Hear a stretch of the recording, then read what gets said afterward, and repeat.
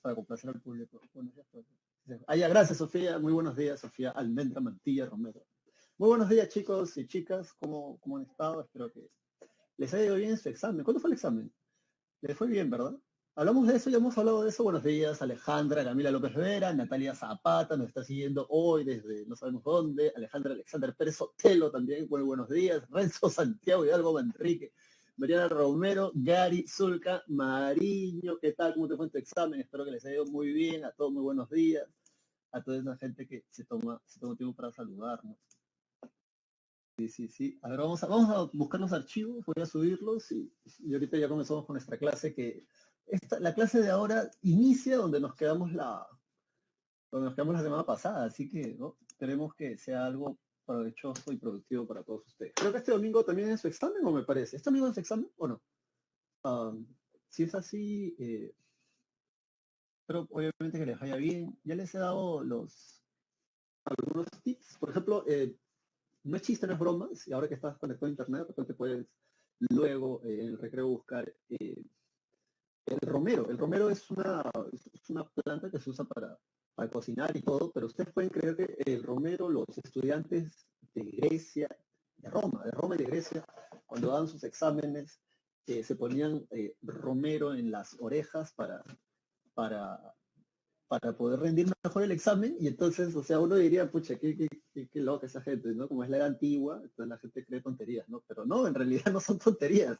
Se ha descubierto en la actualidad que el romero que el romero aumenta la memoria, aunque usted no lo crea. Y mínimo, según lo que he leído, yo puedo averiguar, mínimo un 20% te puede ayudar a mejorar tu memoria y digamos la concentración de tus estudios y eso. No lo digo yo, eso son investigaciones que ya se ha comprobado. Siempre es bastante curiosa y se preguntan, ¿no? O sea, ¿por qué en la antigüedad hacían esas cosas, ¿no? La gente estaba loca y no, en realidad sí. También vale tomarlo. Antes de tu examen, tómate plantitas para que puedas relajarte, dormir bien y luego levantarte muy temprano y poder estar todo listo, ¿verdad? Yo imagino que ya no hay ese tipo de problemas que habían antes, ¿no? Como que te olvidaste el lápiz, el tajador, tu carnet, el pasaje. Te dicen que no lleves reloj, celular y otras cosas más y sales llevando todo eso, ¿no?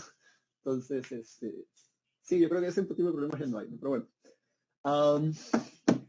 ¿Quién más nos ha saludado? A ver, está Briana, Gary, Adrián, Britney, muy buenos días. El próximo, este domingo que viene es el examen. La cábala, la, cá- ¿qué es cábala? Es algo así como que la suerte, algo así. Alejandro Daniel nos dice, ¿y cómo lo consumo? Solo con olerlo, si buscas artículos, solo con olerlo, puedes aumentar tu memoria en un 20-25%. Cuando iba a la pre, algún saludo alguna vez les llevé romero antes del examen, porque sí, o sea, aumenta la memoria, solo con olerlo. Tomarlo también es válido. También sirve para la caída del cabello y otras cosas más. Muy interesante el romero. Omar, dice, muy buenos días, Omar, muy buenos días. Bueno, entonces vamos a comenzar porque la clase no es que sea extensa en el tiempo, pero sí tiene una serie de datos que es importante explicar, ¿no? Explicar y que puedas comprender. Así que todos listos, bienvenidos a otra clase de historia entonces y vamos a comenzar. Esto va desde el humanismo hasta la consolidación del Estado moderno. Retroalimentando un poco, la semana pasada recuerda que nos quedamos en esa parte donde el sultán Mohamed II, el 29 de mayo, si no me equivoco, en 1453, a punta de cañonazo limpio, se baja los 3 muros perimétricos de Constantinopla. El último emperador de Constantinopla se llamaba Constantino XI u onceavo, cualquiera de los nombres es válido, y él muere en el asedio a Constantinopla. Cuando toman Bizancio, ya sabes, ocurren 3 cosas o 4, ¿no? La primera es que es el marcador temporal que nos dice que en historia se acaba en historia, ¿no? No vayas a pensar que la gente despierta en la edad moderna y dice, oh, estamos en la moderna. No. Pero en historia, para la profesión es un marcador temporal que da fin a la Edad Media y se inicia la Edad Moderna. Luego, recuerda, Mohamed II cierra la ruta comercial de Oriente a Occidente. Creo que es mejor poner un mapa. Sí, ajá. Recuerdo que Mohamed II cierra la ruta comercial de Oriente a Occidente. Recuerda que estamos hablando de esta zona de acá. Entonces, Portugal, que vendría a ser esta delimitación que está acá, ya sabes, Cristiano Ronaldo, CR7, los primeros en lanzarse al mar cuando Mohamed II cierra esa ruta son los portugueses. Van a recorrer todas partes de África. Y es en ese momento donde van a comenzar a capturar a los africanos, a venderlos como esclavos, porque se determina para la sociedad europea en ese entonces, y la Iglesia Católica tiene que ver con eso, que ellos no tienen alma. Y como no tienen alma, pues no se van a ir en el cielo ni en el infierno. Entonces, puedes comprarlos, venderlos y utilizarlos como si fueran cosa o mercancía. Si te preguntas por qué no pasa eso aquí en América Latina, tienes que seguir en la clase de historia para que puedas entender eso, porque hay un juicio y todo. Hay gente en Europa que quiere vender a los indígenas de América como esclavos y hay otros que son los jesuitas que casualmente aparecen en esta parte de la clase, en la edad moderna, al inicio, con la contrarreforma, van a pelear y van a decir no, ¿no? Así como si fuera un juicio, ¿no? Y tienen que presentar pruebas y argumentar y todo el rollo. Y bueno, sabrás que a pesar de que se les trata mal a la población nativa de América, una vez dada la conquista, casi como esclavos, dirían algunos, no tienen la categoría de esclavos. De hecho, el Imperio Español hizo una legislación bastante extensa, o sea, un conjunto de leyes para poder normar sobre la vida de estos nuevos cristianos o niños en la fe. Se le llama República de Indios, ¿no? O las leyes de Indias, ¿no? La República de Indios son las leyes dadas durante el virreinato para la población indígena, ¿no? Y hay República Española. Cuando dicen República, y eso te lo adelanto porque de todas maneras te lo voy a volver a repetir, se refiere a leyes, ¿ya? Pero eso te lo voy a repetir. Bueno, dicho esto, entonces, Mohamed II le dice a los europeos, por aquí ustedes no pasan más, estos se empiezan a lanzar al mar, 2 años y medio aproximadamente para llegar hasta el otro lado, que vendrían a ser las Indias o el Lejano Oriente, ¿no? Porque acuérdate que esto es el Cercano Oriente, todo esto es el Cercano Oriente, Asia Menor. Bueno, esto es África, ¿no? Esto no, esto ya no, ¿no? Aquí está Egipto, ¿no? Pero todo esto es el Cercano Oriente, eso es lo que llaman Asia Menor. El Lejano Oriente, ya sabes, para el lado de China, Japón, la India, ¿no? Entonces, cuando Mohamed II les pregunta si quieren pagar impuestos o convertirse al Islam, los intelectuales bizantinos se quitan de Bizancio y se van a las ciudades más ricas de Europa. En ese entonces, la zona más rica estaba en esta zona de acá. ¿Por qué? Porque eran las ciudades portuarias, Génova, Florencia, Venecia, que casualmente son las ciudades que tenemos que mencionarlas cuando hablemos del Renacimiento. Y ellos son los que van a impulsar el humanismo, que a su vez es el motor del Renacimiento. Así que bueno, dicho esto, yo espero que haya quedado, digamos, como a modo de calentamiento. Y, y a ver, espérenme. Algo así. Ya, bueno, sí, salen todo su material, ¿no? Su material el material virtual que les ha dado la pre, o el físico, si es que lo tienes impreso. Si yo pudiera imprimirlo, realmente lo haría porque es más fácil, en realidad hay mucho más, o sea, tocar, subrayar, mueve muchos más procesos en el cerebro y de una u otra manera te ayuda a disfrutar más de la experiencia de aprendizaje, o al menos disfrutar entre comillas, por si no lo disfrutas, pero, eh, y anotar, ¿no? Y anotar, ¿no? Entonces, pero si tú tienes un buen ritmo de estudio, te va bien así, no te fastidias, no te incomoda, entonces dale para adelante. Bien, a ver, creo que, no, esto no era, concha, ¿por qué? Creo que era esto que está acá. A ver, sí, es esto que está acá.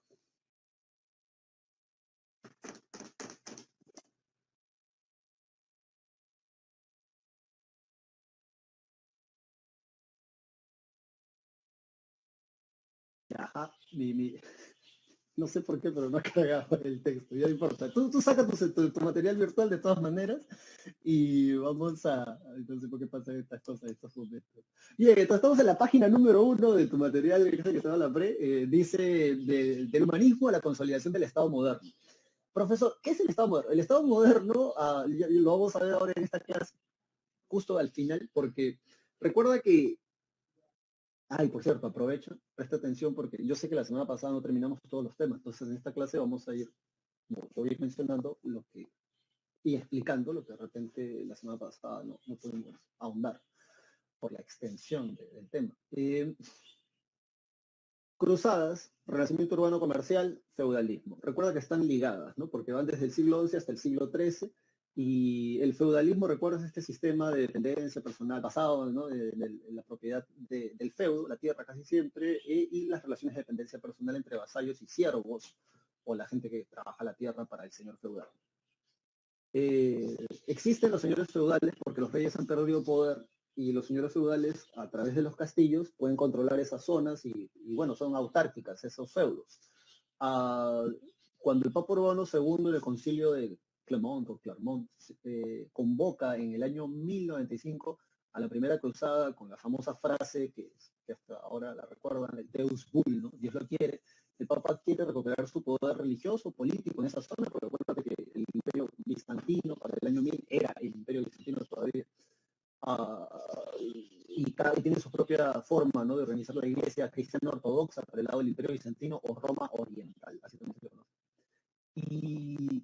Y bueno, el Papa promete tierras. El Papa dice que aquel que recupere Tierra Santa lo va a dejar ser rey. Y esto es un dato muy importante, es un pequeño detalle porque todos los señores feudales de la Edad Media saben que ellos gobiernan y hacen lo que quieren y pueden heredar el título y pueden casar a sus hijos o hijas. Sin embargo, todos ellos saben que la tierra que ellos administran le pertenece al rey. O políticamente hablando, en términos de autoridad, el rey tiene más autoridad que ellos. Solo que el rey, a pesar de tener más autoridad y más derecho que ellos, que viene desde siglos atrás porque se conservan las líneas, en la Edad Media le dicen a los reyes el primus inter pares, que de latín significa el primero entre los pares. O sea, el rey es un par más, es un igual más, como tú, como yo. Solo que es el rey, pues, ¿no? Pero bueno, al finalizar ese proceso, ya acercándonos a la Edad Moderna, recuerda que los señores feudales van a invertir mucho dinero para estas cruzadas, armando a sus vasallos, a sus caballeros, invistiéndolos, pagando la comida, todo lo que te puedas imaginar es un gasto muy, muy importante. Y que arman estas 8 cruzadas. No solo la primera tuvo éxito con Godofredo de Bouillon, y entonces ellos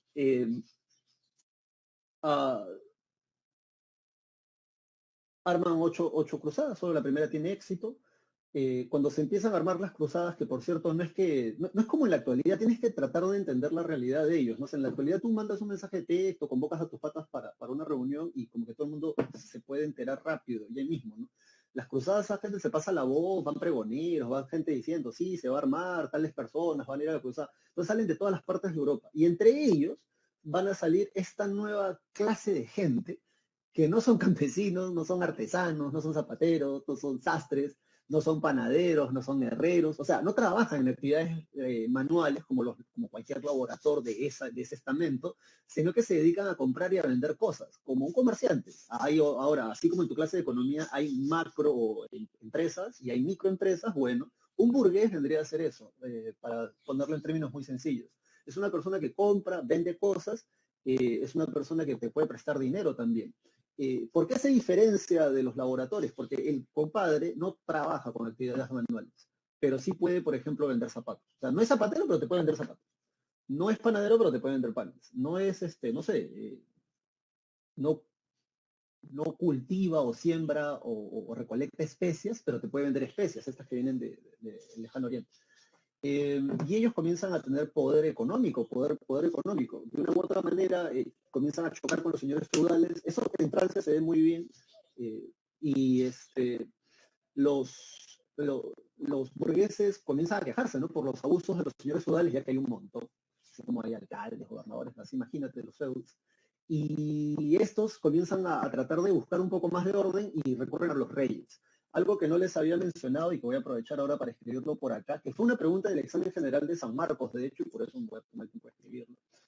Se le conocen como, en tu separata la semana pasada donde dicen las cartas Puebla, perdón, Renacimiento Urbano Comercial, escribe esto, cartas Puebla, que también tiene que ver con lo que vamos a ver ahora, las cartas Puebla. Las cartas Puebla, ahí, conchale.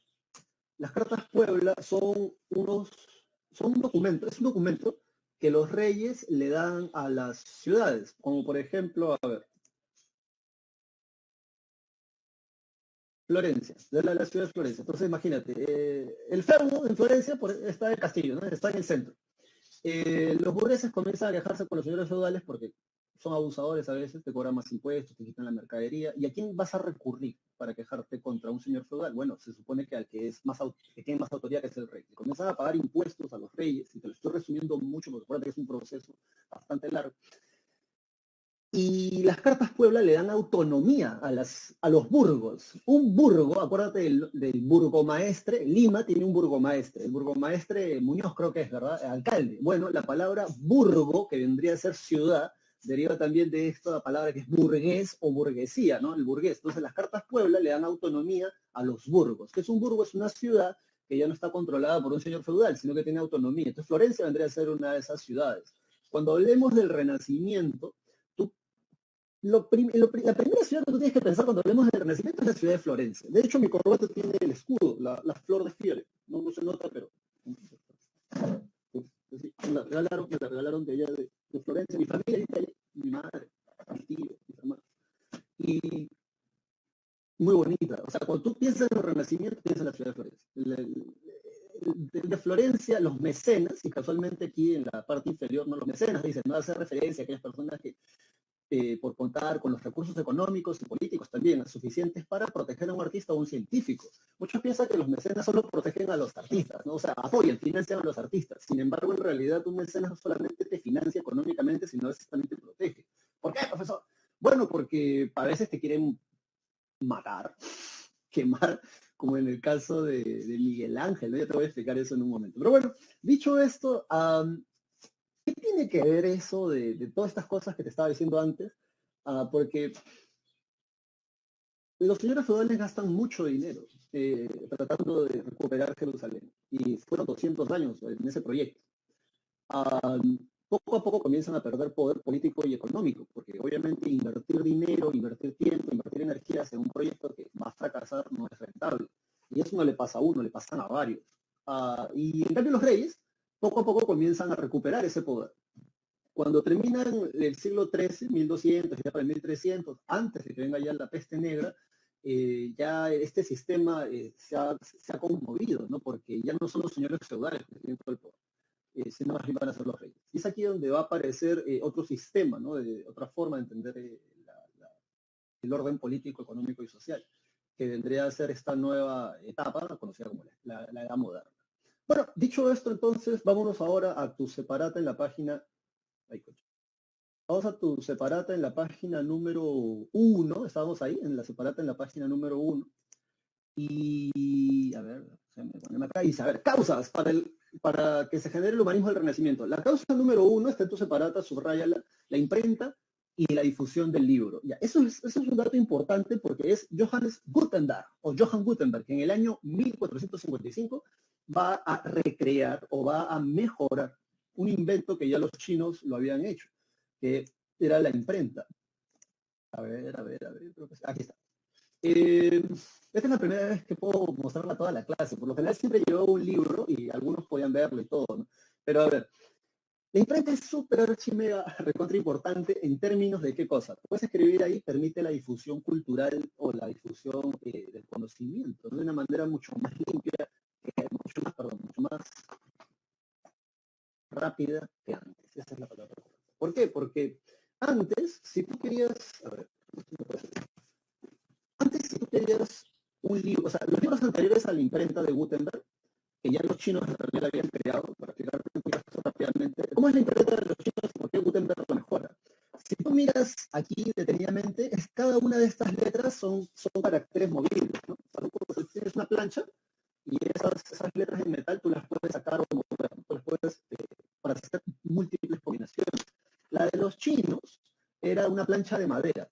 Bueno, si te gusta el anime o la cultura asiática o te relacionas con eso, si sabes que ellos leen de arriba hacia abajo, de izquierda a derecha, no, de izquierda a derecha, es tu perspectiva sería, de derecha a izquierda, ¿no? Es tu perspectiva de derecha a izquierda, y de arriba hacia abajo. Entonces, la imprenta de los chinos es una plancha de madera y tú tallas, tienes que tallar, ¿no?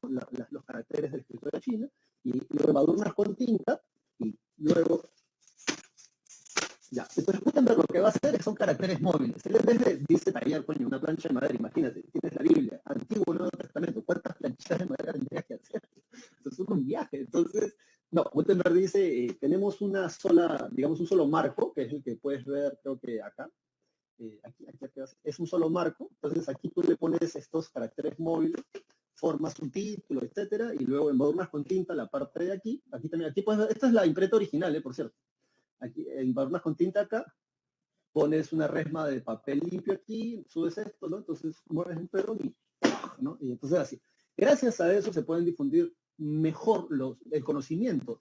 ¿Por qué? Porque los que conservaban el conocimiento durante toda la Edad Media era la iglesia, y el detalle con la iglesia era que es que tienes que aprender latín. Parece chiste, pero es anécdota que durante toda la Edad Media, la misa en la cristiandad, en el mundo cristiano europeo occidental, uh, se daba en latín. Entonces imagínate, tú eres español, portugués, inglés, francés, alemán, y de repente el sacerdote se da la misa de su vida, ¿no? Pero tú no entiendes nada, porque tú no hablas latín.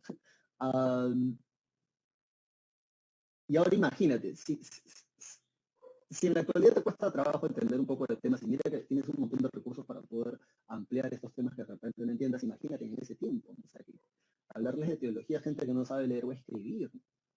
Y por eso justamente también va a venir la reforma protestante, porque se crean dogmas que no existían en la Biblia, o al menos eso decía Martin Luther.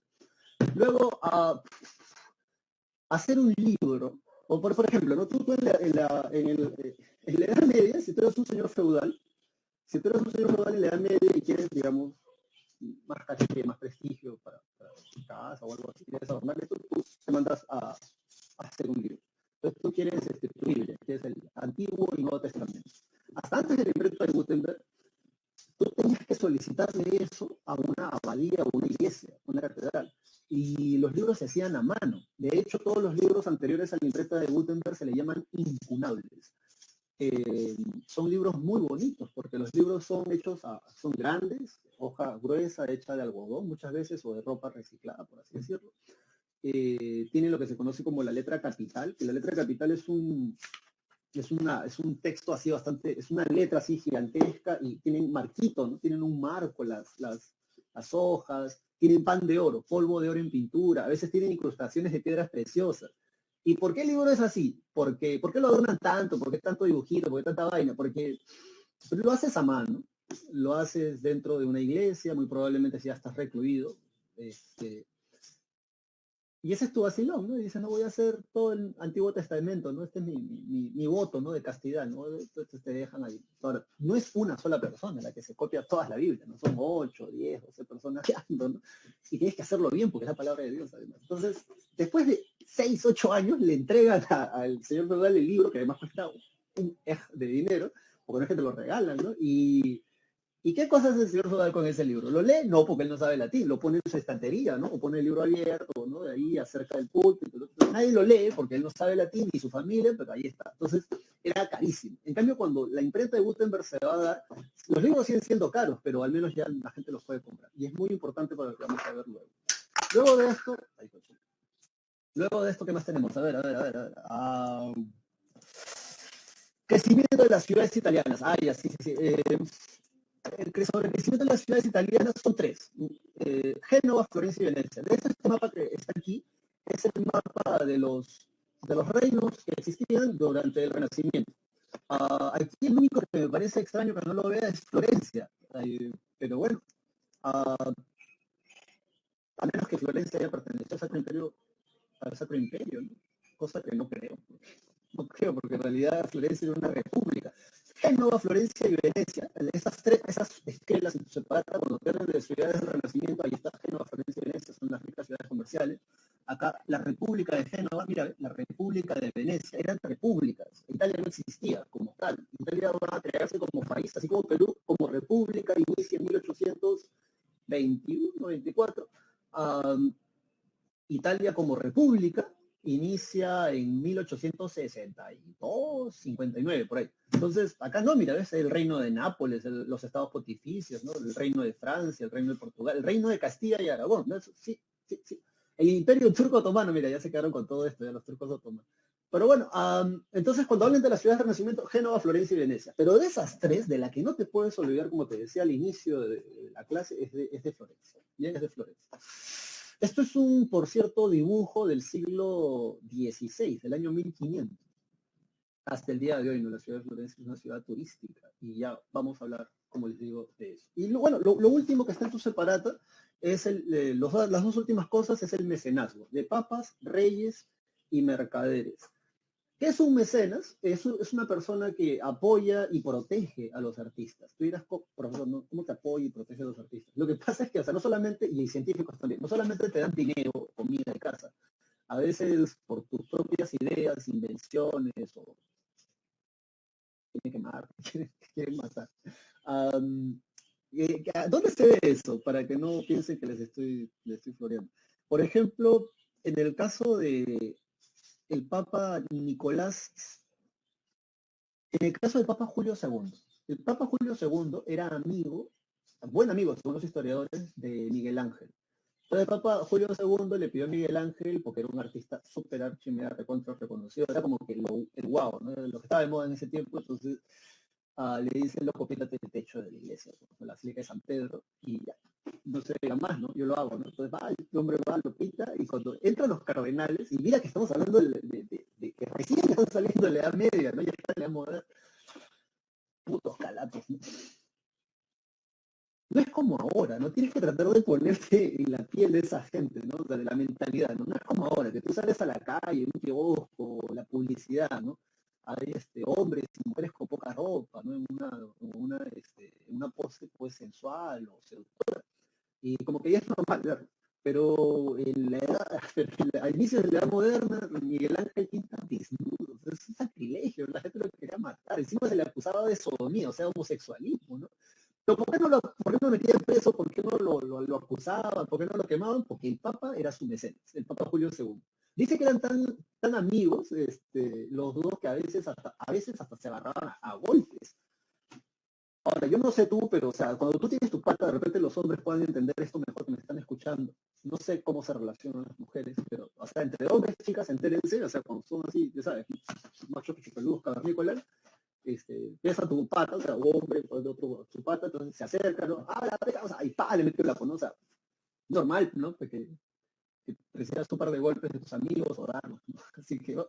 Eran amigos, ¿no? Entonces, o sea, es interesante entender esto, ¿no? Que al Papa, el máximo vicario, representante de Dios en la tierra del mundo cristiano católico, no le había interesado de repente la conducta o la vida sexual de Miguel Ángel. Es de repente un ejemplo en la actualidad, ¿no?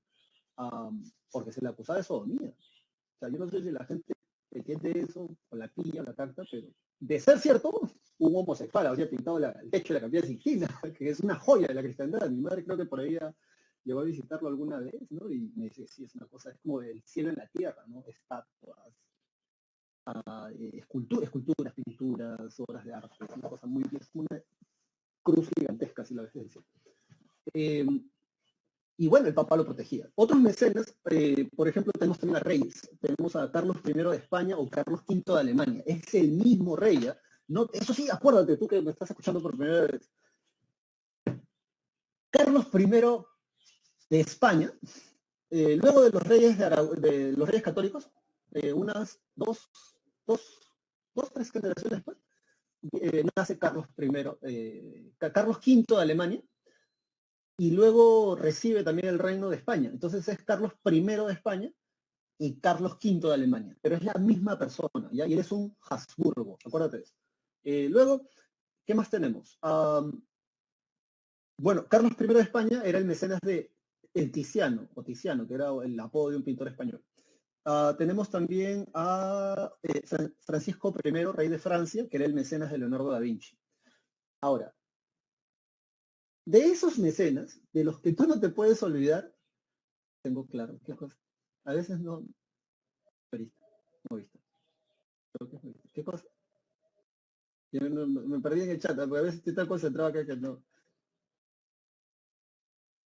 Ah, ¿era o no era? Ah, ya, Pero es que a eso voy, pues. O sea, eso es lo que te interesa. No, lo que interesa es la capacidad y la habilidad que esa persona puede haber dejado en este mundo para que otras personas la puedan apreciar y entender que es posible realizar esas cosas. Todo el mundo te va a decir a ti, que me estás escuchando, que lo que tú quieres hacer es imposible hasta que lo haces. La gente antes pensaba que no podíamos viajar a más de 100 kilómetros por hora, porque decían que el ser humano se puede desintegrar. En la actualidad hay autos que van en 4 segundos, de 0 a 300 kilómetros por hora. Y te estoy hablando de autos, ¿ah? Para no hablarte de cohetes espaciales. Pero bueno, entonces, ya, yo me olvidé que estaba diciendo. Bueno, sí, sí, Carlos, que de todos estos mecenas, al final he dejado los mecenas que son, digamos, los que dan la hora, los que patean el renacimiento hacia toda Europa. En internet vas a conseguir un documental que se llama Los Padrinos del Renacimiento. Ahora, ¿quiénes son los padrinos del Renacimiento? Esos son los Medici. De ellos no te puedes olvidar. Ellos son los que la ciudad de Florencia la hacen, la ciudad de Florencia.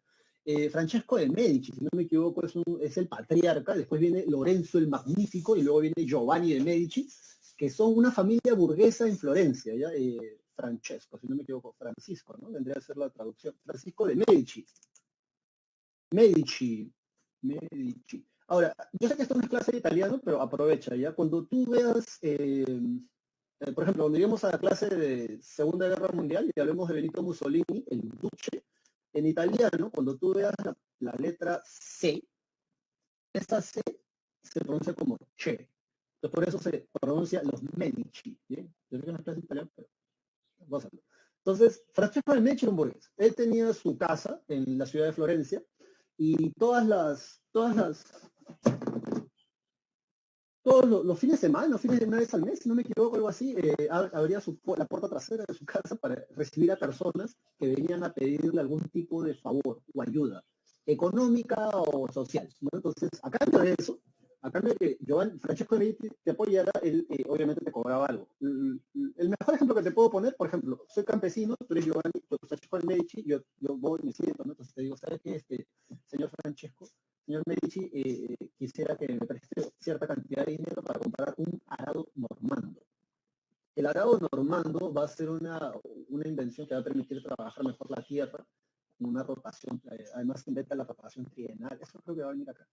Y además logran inventar un collar para ponerle el arado al caballo, porque te acuerdas de nuestra clase de Mesopotamia, el arado se le pone al buey, a la vaca, a la bestia, pero no al caballo, porque lo dañas físicamente al animal, hasta que inventan ese collar que le permite que un caballo o caballos puedan tirar de un arado.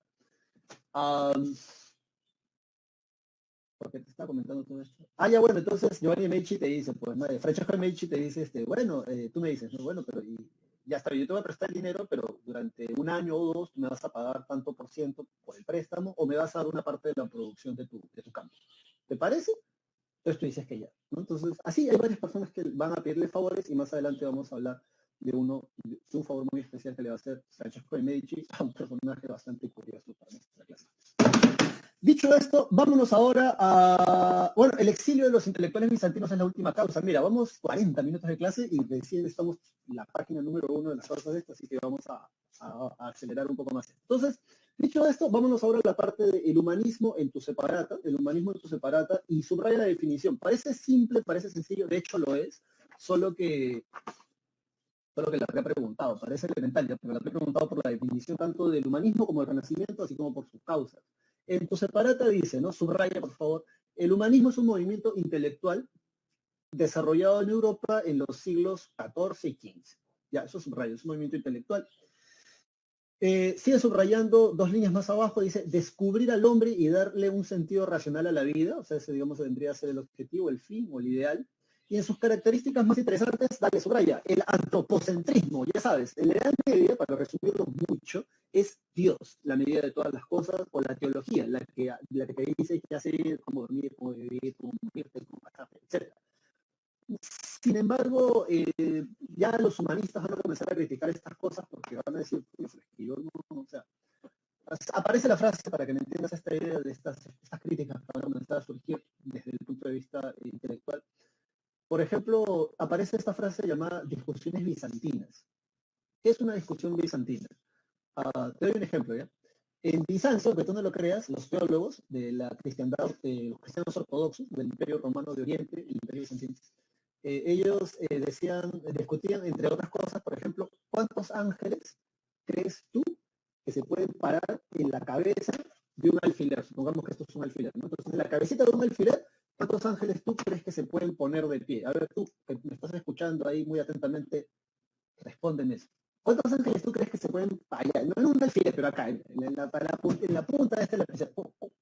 ¿Cuántos ángeles tú crees que se pueden poner de pie en la punta de este lapicero? Dale, dale, dale. Mándate, mándate. Ninguno. ¿Por qué ninguno? ¿Cómo que ninguno? Infinito, dice Jim. Renzo. ¿Uno? Dice, uno nomás. Aquí, ¿no?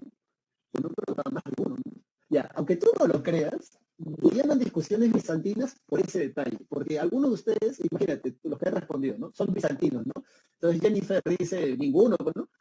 Uh, Renzo dice, no, ¿cómo que ninguno? Uno nada más, no son bizantinos ellos, ¿no? Entonces dice, pero ¿por qué? Si no existen, dice, ¿no? Entonces el otro, ¿cómo que no existen? Además, si ese acceso en ese tiempo te queman, así que cuidado. Y G, que fría, dice. O sea, sí, ¿no? Son discusiones bizantinas, son discusiones que no te llevan a ningún lado, porque ¿cómo rayos yo voy a saber?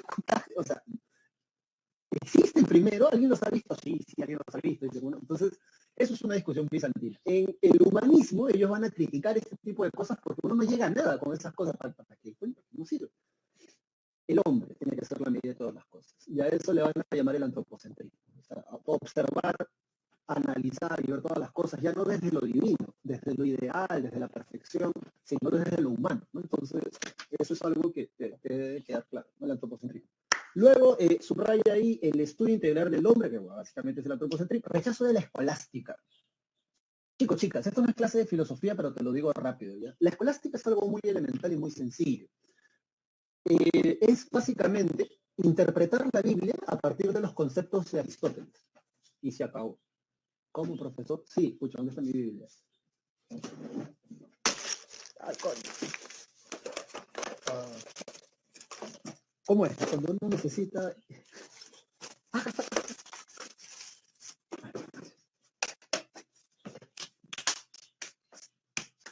Me terminé pirando. Ahí está. ¿Por qué te lo iba a mencionar?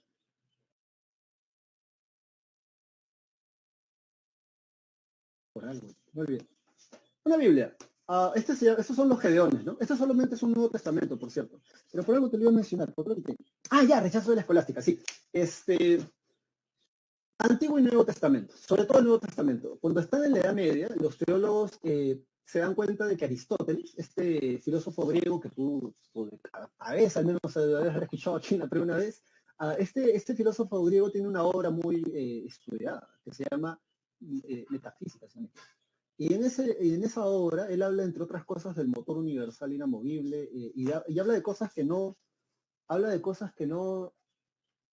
no podemos tocar o percibir con los sentidos. Metafísica. Lo físico es algo que tú puedes percibir con los sentidos. Tú puedes oler, probar, ver, tocar. Metafísico, más allá de la física, cosas que ya no puedes tocar, está más allá de lo físico. Y entonces en la Edad Media se dan cuenta de que pueden usar los conceptos de Aristóteles para interpretar la Biblia, sobre todo el Nuevo Testamento. Y a eso le llaman la escolástica. Pero si quieres la definición técnica, te la lanzo ahorita. Escucha, escolástica.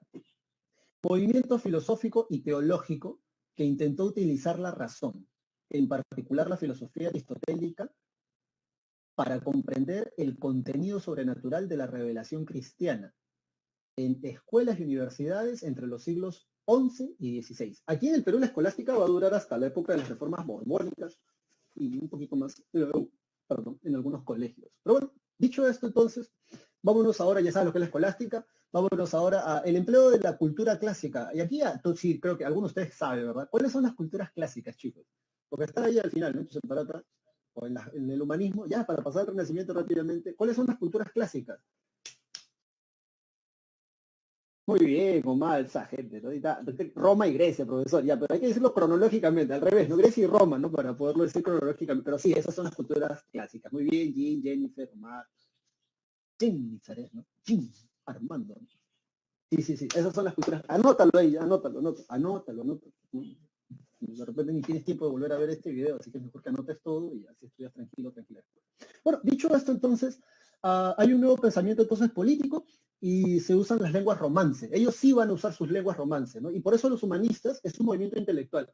Si no has entendido qué es un intelectual, cuando tú ingresas a la universidad, en teoría vas a ser un intelectual. ¿Cómo? Sí, vas a producir conocimiento a partir de lo que has estudiado, lo que has leído, de tu profesión.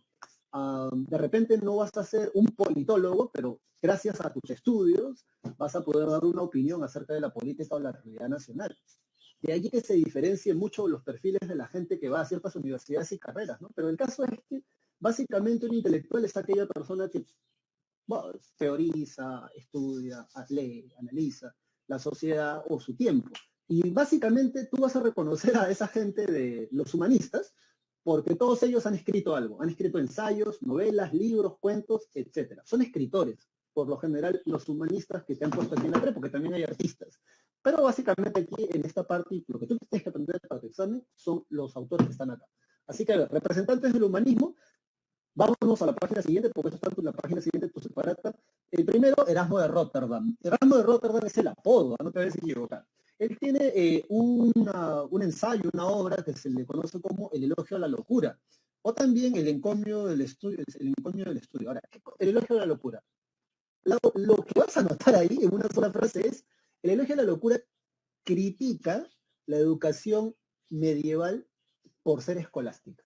Entonces, es una crítica, el elogio a la locura es una crítica a la educación medieval escolástica. Profesor, ¿y por qué la critican?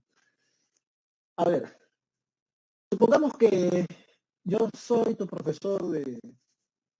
No, supongamos que tú eres un estudiante de San Marcos, de la universidad, de la Real y Pontificia Universidad de Lima, ¿no? La Universidad de San Marcos. Real, porque la funda el rey. Pontificia, porque representa a la Iglesia Católica aquí en el Perú, mientras tenía ese título. ¿Cuándo pierde el título de Real y Pontificia? Después de la República. Pero el caso es que ya imagínate que tú eres un estudiante de San Marcos antes de la República, o sea, en el virreinato. ¿Cómo sería un examen para ti? Y eso no es chiste, eso lo he leído ahí en la universidad, porque vamos a estudiar historia. Entonces agarra el profesor, ¿no? La educación escolástica es memorística. O sea, no te piden interpretar, no te piden que sistema de eco, ¿no? No te piden que tú analices, infieras, una vaina así. No. Tú memorízatelo, compadre, y repite lo que está en el libro. Y entonces, ¿tu examen cómo era? Imagínate, un jurado de 3, 4 personas. Hay un libro que te lo han dado ya previamente para que tú te lo memorices. ¿Cómo, profe? Sí, un libro para que te lo memorices, porque, o sea, loca, no es que la gente tenga plata para comprarse libros como en la actualidad, ¿no? O sea, yo cuando se inició el aislamiento social, realmente una de las cosas que me quería hacer era comprar un par de libros, ¿no? Para tener algo que leer.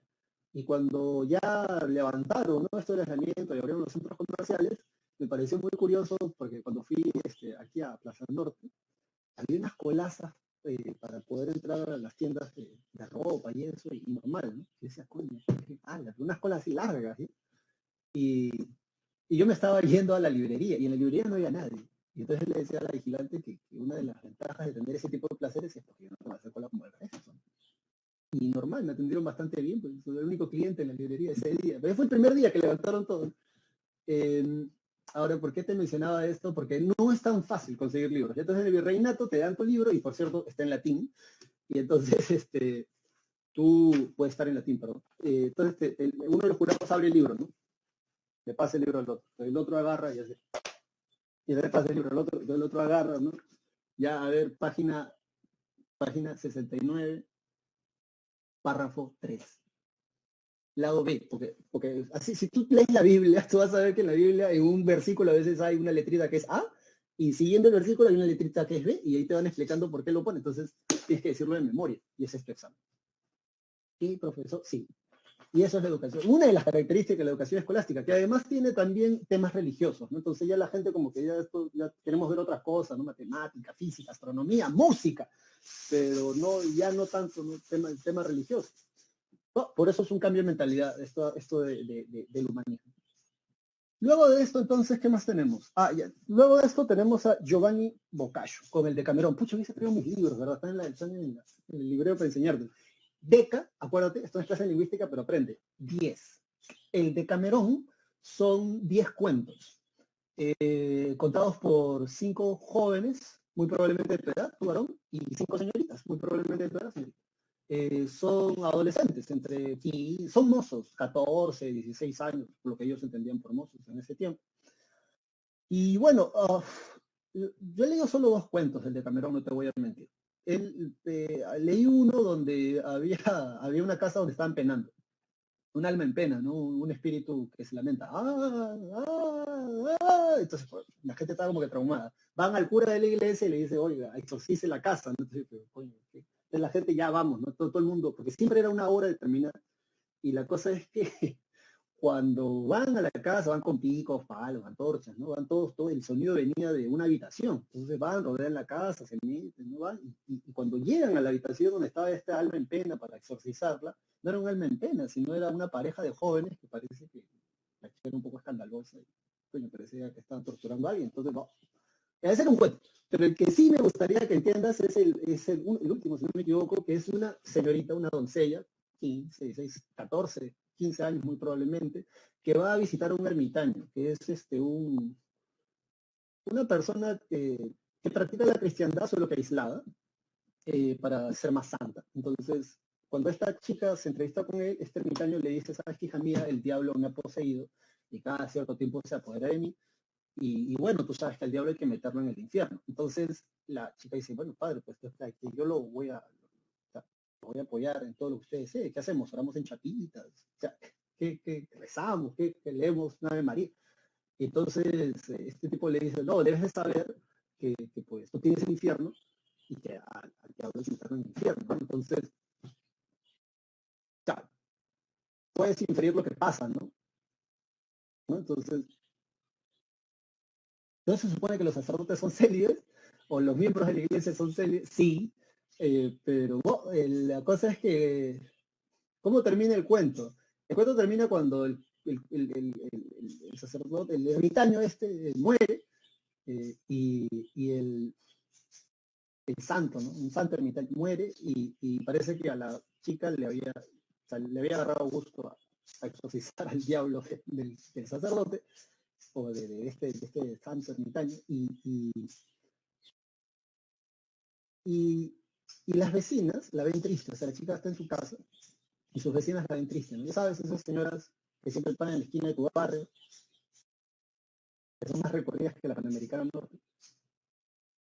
Y entonces le dice, pero hija, ¿por qué estás triste si te vas a casar? Y entonces la chica no quería decirles a las señoras que era lo que hacía con este tipo, hasta que finalmente dice, pues no, bueno, sí, no, lo que pasa es que yo exorcizaba el demonio de este tipo.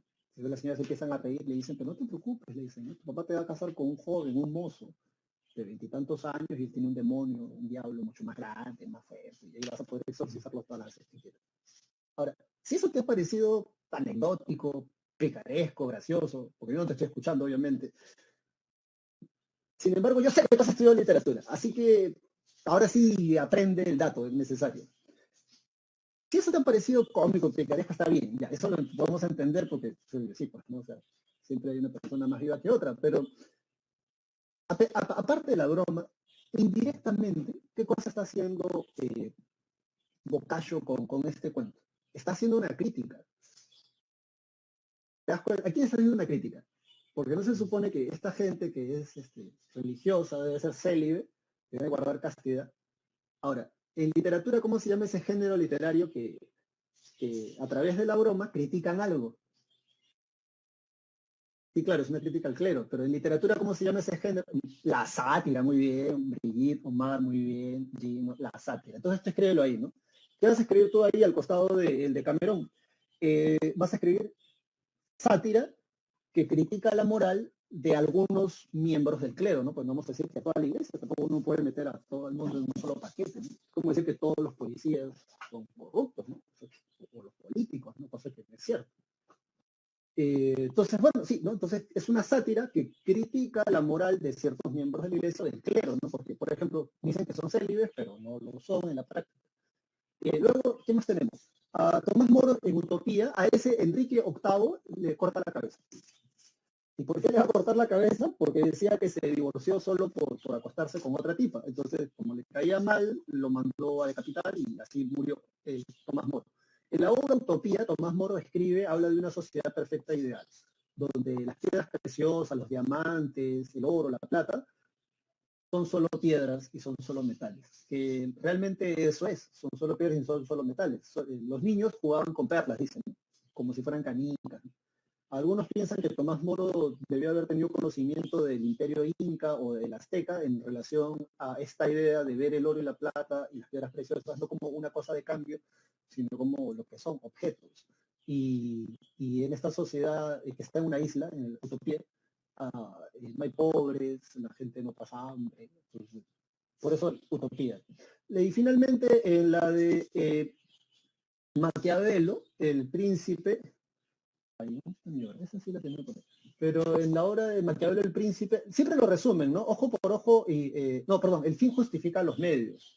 Pero esa frase no existe en realidad en la obra de Maquiavelo, pero lo resumen así. Ahora, ¿por qué es importante eso? El fin justifica los medios.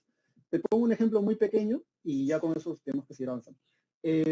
Una de las cosas que leí en la obra del príncipe de Nicolás Maquiavelo es, primero es, por ejemplo, ¿no? Eres un rey, eres un gobernante, Nicolás Maquiavelo, ¿qué cosa te dice? Mira, si tú quieres subir los impuestos, entre otros consejos más, si tú quieres subir los impuestos, y usa mucho la historia Maquiavelo para esto, no hagas como otros señores, reyes o príncipes, que cuando suben los impuestos, el pueblo se rebela y a veces eso puede producir que te maten o te saquen del cargo. No, tú no hagas eso. Tú cuando subas los impuestos, dice Maquiavelo, a las primeras 10 o 500 personas que se rebelen, quémalas públicamente, mátalas públicamente. Y vas a ver cómo el resto de tus súbditos, callados, aceptan la ley. Ahora, esto parece un poco loco, ¿no? Pero en realidad es así. El príncipe, ahora sí escribe en su separata o anota, el príncipe es un manual de cómo gobernar para reyes y príncipes. De hecho, si no me equivoco, Nicolás Maquiavelo hace la obra El Príncipe en honor o dedicada a Carlos V de Alemania o Carlos I de España, porque para Nicolás Maquiavelo, Carlos I de España o Carlos V de Alemania, él era el que daba la hora en ese tiempo y él era el monarca que protegía a la Iglesia Católica. El tipo se fue a guerra por la Iglesia, ¿no? Entonces, obviamente esa guerra cuesta dinero, entonces él le va a dedicar esa obra a Carlos V de Alemania, Carlos I de España. Y sí, eso está en la introducción. ¿Entiendes por qué le dicen ojo por ojo y diente por diente entonces? Vámonos ahora inmediatamente al Renacimiento, ya eso ya acabamos ahí entonces. Vámonos ahora al Renacimiento y subraya en tu separata, por favor.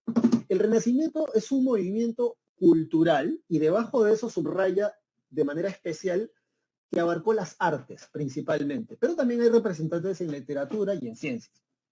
En las características subraya los siglos, del siglo XV al siglo XVI, subraya que hay un estudio de la naturaleza, o sea, sí, como dejan de lado, o sea, esta gente que viene del humanismo, que acuérdate que es el motor del Renacimiento, que prepara el terreno para los renacentistas, estos ya comienzan a estudiar la naturaleza, a observar su entorno. De hecho, muchas de las pinturas del Renacimiento por eso tienen temas de la mitología griega o romana, porque están en la naturaleza. Y por eso también están por Calato. La invención de la perspectiva. Sobre la invención de la perspectiva, subraya la invención de la perspectiva. Y donde dice arte, por favor, antes de eso, donde dice arte, abarcó movimientos como artes, ¿no? Ya, donde dice arte escribe tres cosas: arquitectura, pintura y escultura. Donde dice abarcó, ¿no?, las artes, arquitectura, pintura y escultura. Esas tres áreas son las que los renacentistas van a desarrollar. Una pregunta interesante que te pueden hacer, porque de hecho ya la han hecho, es que de esas tres áreas, escucha bien, ¿eh?, arquitectura, pintura y escultura, los renacentistas imitan las artes de las culturas clásicas, ¿verdad? Grecia, Roma. Sin embargo, de esas tres, arquitectura, pintura y escultura, hay una de esas tres, arquitectura, pintura y escultura, que ni los griegos ni los romanos la van a desarrollar como los renacentistas sí la van a desarrollar. Entonces, en tu opinión, ¿qué crees tú que los renacentistas va a ser su aporte propio, original, inspirándose en la cultura clásica? Arquitectura, pintura o escultura. ¿Cuál de esas tres crees tú que es un aporte propio de ellos, inspirándose obviamente en la cultura clásica? Arquitectura, pintura o escultura. O sea, no pueden imitarlo de los griegos y los romanos. Y como no lo pueden imitar, tienen que inventarlo ellos. A eso voy cuando te digo que ellos Muy bien, sí, perfecto, ¿no? Nicolás y Omar, excelente, Brigitte, la pintura, la pintura. ¿Cómo, profesor? ¿Cómo la pintura? Sí, ¿saben por qué? Porque, o sea, ni los griegos ni los romanos, y por eso te he enseñado imágenes en las clases. ¿Alguna vez te he enseñado, por ejemplo, una pintura como la que, a ver, espérate, creo que, esta no me da, no sé por qué no me está cargando la separata. Ya bueno, a ver, ¿dónde está la pintura? Acá, pintura. Ni los griegos ni los romanos van a desarrollar la pintura como los renacentistas sí la van a desarrollar. Es que es una locura, ¿no? Lo que sí van a desarrollar los griegos y los romanos son escultura, y en realidad se puede entender gracias a eso del por qué no hayan desarrollado la pintura, porque la escultura es una pintura en 3D prácticamente, ¿no? O sea, tienes todo, ¿no? Tienes espacio, profundidad, puedes ver la forma. Este es el David, que es una escultura de Miguel Ángel, ¿no? Canon de belleza masculino en Europa durante 400, 500 años. Profe, que es un canon, o sea, un modelo a seguir. O sea, ¿cómo los europeos entienden que debe ser un hombre hermoso o atractivo, para no decirle hermoso, atractivo, creo que es la palabra correcta, así, como el David? Mira que no es un hombre musculoso como los que puedes ver, no sé, pues en los programas de televisión actual, tampoco es un tipo como tu profe, medio raquítico, es así como lo ves. Es una escultura que mide más de 4 metros de altura, 4 metros 50 centímetros, creo que es o 5 metros, algo así. Por eso ahí te he puesto, digamos, la imagen donde puedes ver, ¿no? Para que hagas eh, el David, de hecho, es una escultura que Miguel Ángel la piensa para que se observe de abajo hacia arriba.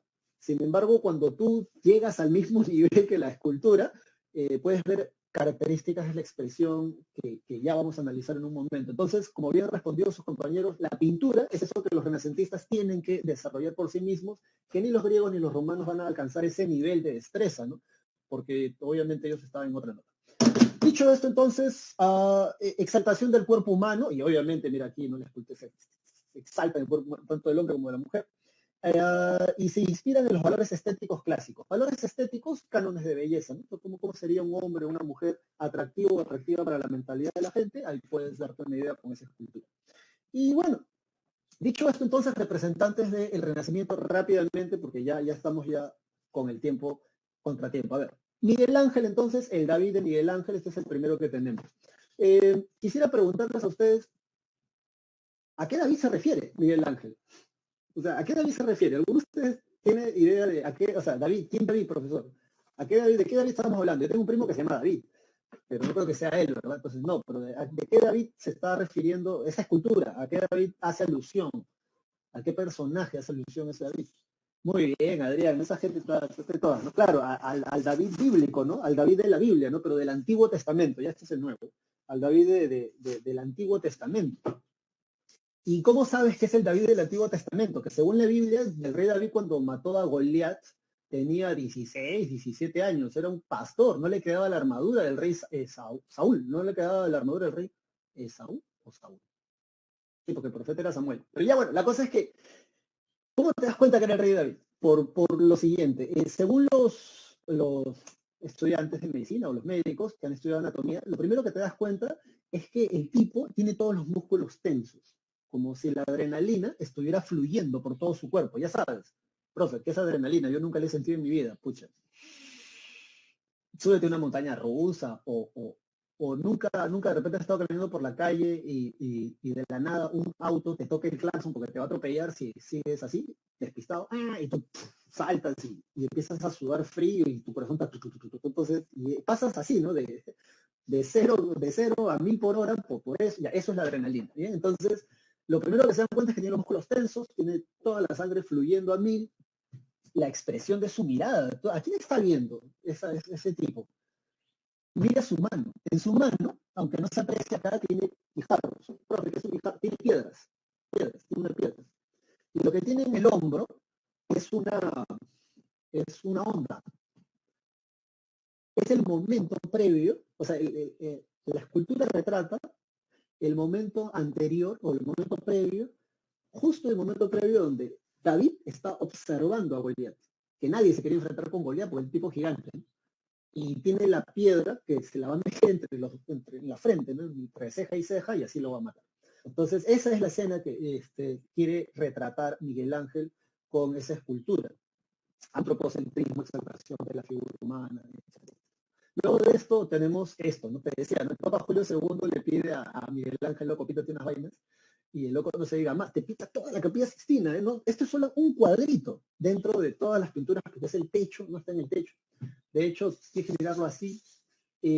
Los colores se han conservado muy bien gracias a la técnica, que es una técnica en fresco. Se pinta en yeso, fresco, o sea, no tiene que estar ni muy húmedo ni muy seco, con clara de huevo, y si haces bien la pintura, tienes los colores así vivos y nítidos. Uno de los detalles que nos podemos dar cuenta es primero que esta parte de acá parece la mitad de un cerebro. Otro detalle que puedes notar es esto, ¿no? Si tú miras la entrepierna de Adán, ¿ves la entrepierna de Adán? ¿Qué es esto? Tú dirás, es chipi, Adán, profesor. No, no, no, no, no. Tienes que meterte a la mentalidad del 480, 580 italiano, ¿no? Adán, ¿no? Esto representa, para los que estudian arte, la teoría del arte representa tanto un pene como una vagina. De hecho, representaría más bien una vagina, ¿no? Los labios vaginales. Otra idea es que el artista, o sea, Miguel Ángel, no quiere que tú te enfoques en su miembro, porque ese no es el vacilón de la obra, sino el vacilón de este cuadro es esto, pues, ¿no? Es esta escena, ese es el vacilón, es esta escena. Eh, si miras la escena, ¿qué escena está tratando de representar Miguel Ángel? La creación de Adán. Yo sé que si has leído la Biblia dice que Dios es el soplo de vida, ¿no? Dios sopla, ¿no? Y le da vida a esa cosa de barro que hace de la tierra. Pero Miguel Ángel acá no lo hace con un soplo, acá lo hace con un toque de vida. De hecho, en la pintura original, la mano de David, si tú miras la mano, o sea, perdón, de Adán, no tiene fuerza. No tiene fuerza, no tiene vitalidad, no tiene energía. Y como no tiene vitalidad, no tiene energía, tiene que apoyar su brazo en su rodilla. Y si tú miras su mano está así. Mira la mano de Dios está así más bien, ¿no? Entonces está así y así. Eh, Leía hace poco, no sé, casualidades de la vida, no lo he confirmado, así que esto es chisme histórico, pero leía que originalmente el dedo de David estaba completamente estirado. El dedo de David estaba completamente estirado. Solo que los miembros de la iglesia le dijeron que no, que lo haga un poco más retraído, porque, porque es el hombre el que tiene que buscar a Dios, no es Dios, ¿no? El que busca al hombre, ¿no? Así que él tiene que hacer el esfuerzo de hacer esto, ¿no? Él tiene que hacer el esfuerzo, Adán tiene que hacer el esfuerzo de hacer esto, entonces por eso, una cosa así muy loca. Esta es la piedad, que es una escultura también. Miguel Ángel destaca mucho, mucho en escultura, es uno de los mejores escultores del Renacimiento. El que le gana en pintura a Miguel Ángel, ese es Sandro Botticelli, que vamos a hablar. Esta es la piedad. María y Jesús, ¿no? Todo esparramado, bajando de la cruz. Creo que es muchos de los Medici, estos mecenas, mandaron a estos artistas a hacerle este tipo de esculturas. Y bueno, el último detalle que podemos apreciar acá es este de Dios, ¿no? Y aquí sí trata de responder. Este es el Dios judeocristiano, tú que lees la Biblia y vas a la iglesia los domingos. Este Dios, este es el Dios judeocristiano. ¿Qué clase de Dios es ese? Así, barba blanca, míralo ahí todo musculoso, todo aparchente, ahí rodeado de querubines, ángeles y mucha gente que está mirando ahí a Adán todo esparramado. Gandalf, no, Gandalf no es musculoso, ahí cerca, pero no, no, Nicolás. Zeus, muy bien, Gary, ese es Zeus. Porque imitan a la cultura clásica, ¿verdad? Ese Zeus o ese es Júpiter en todo caso. Para que sea Odín tendría que tener un parche, ¿no? Tendría que tener un parche. Pero, o sea, yo creo que es Papá Noel yendo al gimnasio, ¿no? Pero no lo ves ahí, mira, barba blanca, cabello blanco. No, ese es Zeus, ¿ya? Ese es Zeus. Y por eso dice imitar a la cultura clásica, ¿no? Sí, sí, está así. Se ha jugado God of War, ahí están, esa es la voz. Bueno, vamos a pasar al siguiente, que es Leonardo da Vinci. Leonardo da Vinci es famoso por sus pinturas, ¿no? Aquí tienes la última cena. Miren, de este cuadro, este rostro que tú ves aquí es el rostro más copiado de Cristo. Y el detalle está, tú que me estás escuchando y tienes tu cabello así como el mío, de un color negro, azabache y tipo así, tirando a color puerta, lo que debes entender es que este Jesús, así no era Jesús, loco. Este es un Jesús europeo. Tiene el cabello largo, cabello castaño, además, todos son blancones, arios europeos, todos de allá, porque el Jesús histórico, el Jesús real, el que existió realmente, si tú miras las descripciones que hacen de ese Jesús, del Jesús histórico, O incluso yendo a la Biblia, o incluso yendo a la Biblia. Si tú lees en la Biblia, si no me equivoco, es el libro de Corintios. Si hay tiempo después te lo busco, pero Pablo, el apóstol Pablo dice que es vergonzoso para un hombre tener el cabello largo, porque, no, dice algo así como que cabeza de mujer, cuerpo de toro, dice. Todos los judíos, porque acuérdate que Jesús es judío, tenía el cabello corto. De hecho, cuando hacen la reconstrucción del rostro de Jesús, si tú has visto alguna, aunque sea por cultura general, si alguna vez has visto una película acerca de Jesús, el personaje de Pedro. Recuerda el personaje de Pedro, ya, así era Jesús. Nariz ancha, pómulos anchos, con un cabello ensortijado, barbón además, porque mira, este no tiene mucha barba, pero barbones, ¿no? Entonces, o sea, sí, ese era el Jesús histórico, ¿no? Este en cambio es este es el de la, este es el europeo occidental del Renacimiento. Era la usanza, además, usar el cabello largo. Bueno, Dan Brown habla, ¿no? Del Santo Grial, no sé qué vaina, ¿no? O sea, eso es en realidad literatura, no tiene nada que ver eso con la parte histórica. De hecho, puedes buscar estudios muy interesantes acerca del análisis de esta pintura que está hecha en la pared de una iglesia. Ah, eso no lo sabía. Luego, esta es la Gioconda o la Mona Lisa. Dicen que su sonrisa es enigmática, ¿no? No sé que tú miras a la Mona Lisa ahora y ves todas estas cosas poesías y ennegrecidas. De hecho, el cuadro de la Mona Lisa no es muy grande, ¿no? El cuadro de la Mona Lisa en términos de dimensión, de tamaño, debe ser de este tamaño, nada más el cuadro de la Mona Lisa. No es muy grande. Pero es famosa justamente por estas características. Dicen que su mirada, su sonrisa es enigmática. Si la miras de frente, te mira de una manera inocente. Si la miras un poquito de costado, como que más coqueta. Entonces ya tú tendrías que vacilártelo así. El detalle que me gustaría que tú de repente captes ahora, que aparte que esto es de Leonardo da Vinci, la Mona Lisa, la última cena, es los colores, porque pasa lo mismo con las pinturas de las iglesias aquí en Lima. Como tú puedes ver, los colores están oscurecidos. Y esto es por el tipo de técnica que se usa. Son pigmentos orgánicos, que con el paso del tiempo, como son pigmentos orgánicos, ya sabes, se muere, se oxida, carbono, ¿no? Se ennegrece. Y muchas de las pinturas de las iglesias de Lima o del Perú están así, ennegrecidas. Uno piensa que, son así, están oscurecidas así porque vienen de la Edad Media, pues es oscura, por eso la pintura está así oscura. Pero no, en realidad con el paso del tiempo ha ido perdiendo color. Por eso te dicen que cuando vayas a tomar una foto, no la tomes con flash, porque la luz termina dañando más rápidamente los pigmentos. Originalmente el cuadro de la Mona Lisa, cuando le toman fotografías a esto con cámaras especiales que, digamos, pueden rescatar los colores originales, se dan cuenta primero que su cabello no es negro, su cabello es castaño claro, ensortijado, como el que puedes ver acá. Esta es una Mona Lisa de España, de Madrid, creo que esta está en Madrid.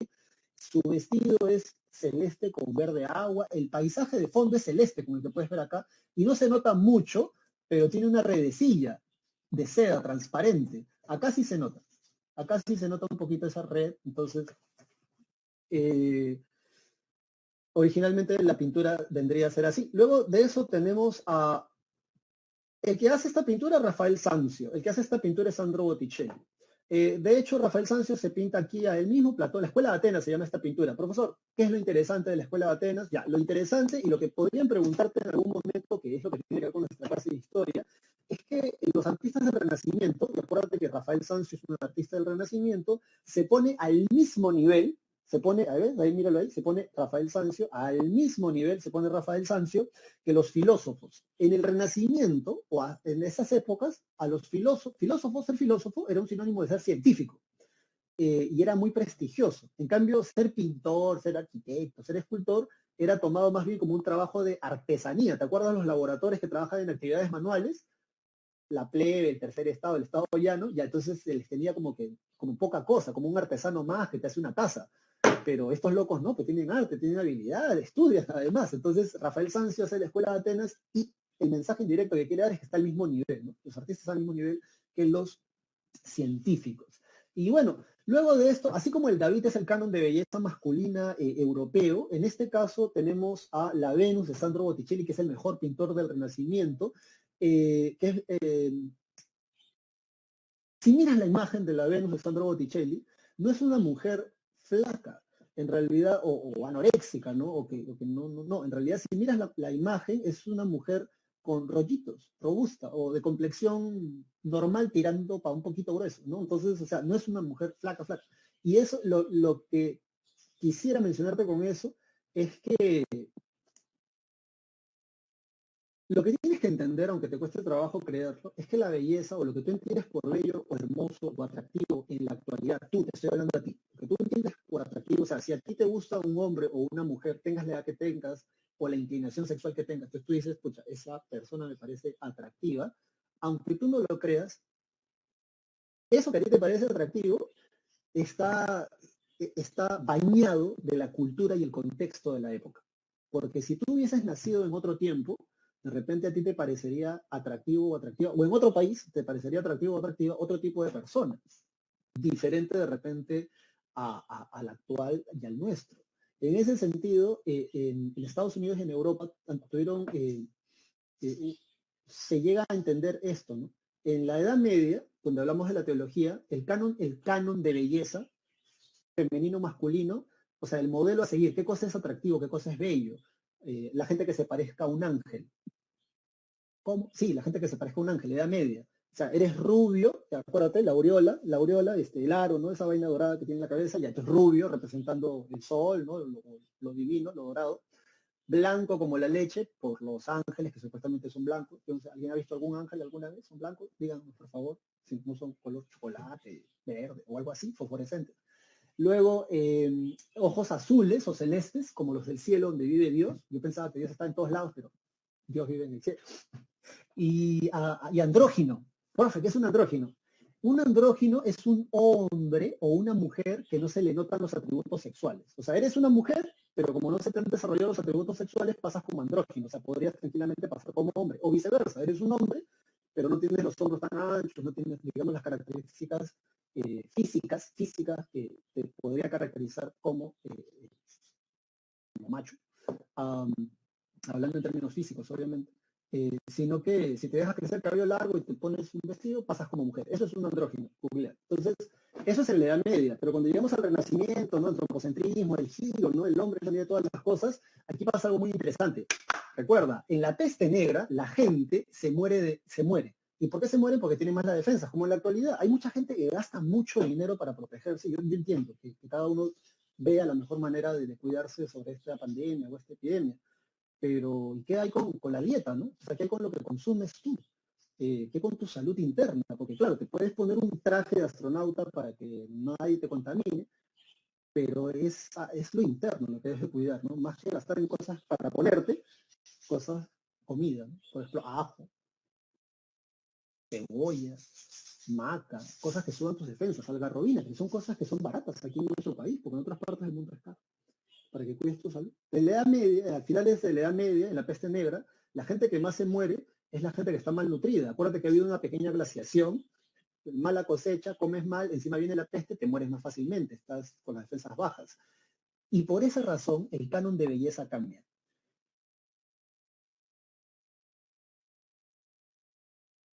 En el Renacimiento, tú al ojo puedes darte cuenta quién es un burgués, quién es un noble o quién es un plebeyo. Al ojo. ¿Y cómo te das cuenta al ojo? Porque cuando tú miras a esa persona, más o menos es así como tu profesor, un poco raquítico, un poco flaco, no te está desnutrido, ese es plebeyo, te dicen. ¿Por qué? Porque en el Renacimiento los burgueses y los nobles tienen el suficiente dinero como para poder comer hasta estar cachetón, hasta estar panzoncito. En el Renacimiento, tener tus rollitos, ser grueso, ser gruesa, no estaba mal visto. Todo lo contrario, era un símbolo de opulencia, era un símbolo de holgura, era un símbolo de que te pudres en plata y tienes tanta plata que puedes comer hasta engordar, compadre, comadre. Y por eso el canon de belleza cambia. En cambio, en la actualidad, como ya se desperdicia y se bota comida, ya no es tan bien visto ser, digamos, tener complexión normal, ¿no? Gruesa. No, ahora se han ido al extremo, pero no aquí en Perú ni en América Latina. Estoy hablando del canon de belleza en Europa y en Estados Unidos, donde tienen muchos adolescentes, sobre todo por el lado femenino, tienen problemas con la anorexia o la bulimia. ¿Por qué? Porque son sociedades que tienen superávit, se bota comida y ya no es tan bien visto eso, ¿no? Así que se han ido al otro extremo, ¿no? ¿Cómo es el canon de belleza de las mujeres allá? Flacas, con unos pechos que realmente parecen ficticios. pero ese es el canon de belleza allá. Porque aquí en América Latina, o en países como el nuestro, donde no hemos alcanzado ese superávit, donde se desperdicia comida así a millón, ¿cómo es el canon de belleza aquí en el Perú, en América Latina? Fácil, vete a un kiosco, le das la vuelta al periódico, el Trome creo que es uno de los más vendidos aquí en el Perú, ¿y qué cosa hay a la vuelta del periódico El Trome? Responde, no me está, estoy solo otra vez en mi clase.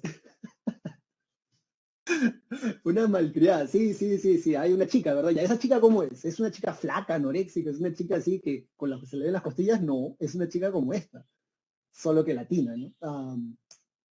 Con rollitos, gruesita, no es una chica. Entonces el canon de belleza difiere. Entonces, cuando te digan a ti, y yo espero que algún día en tu vida lo entiendas, cuando te digan a ti que la belleza es relativa, realmente es cierto.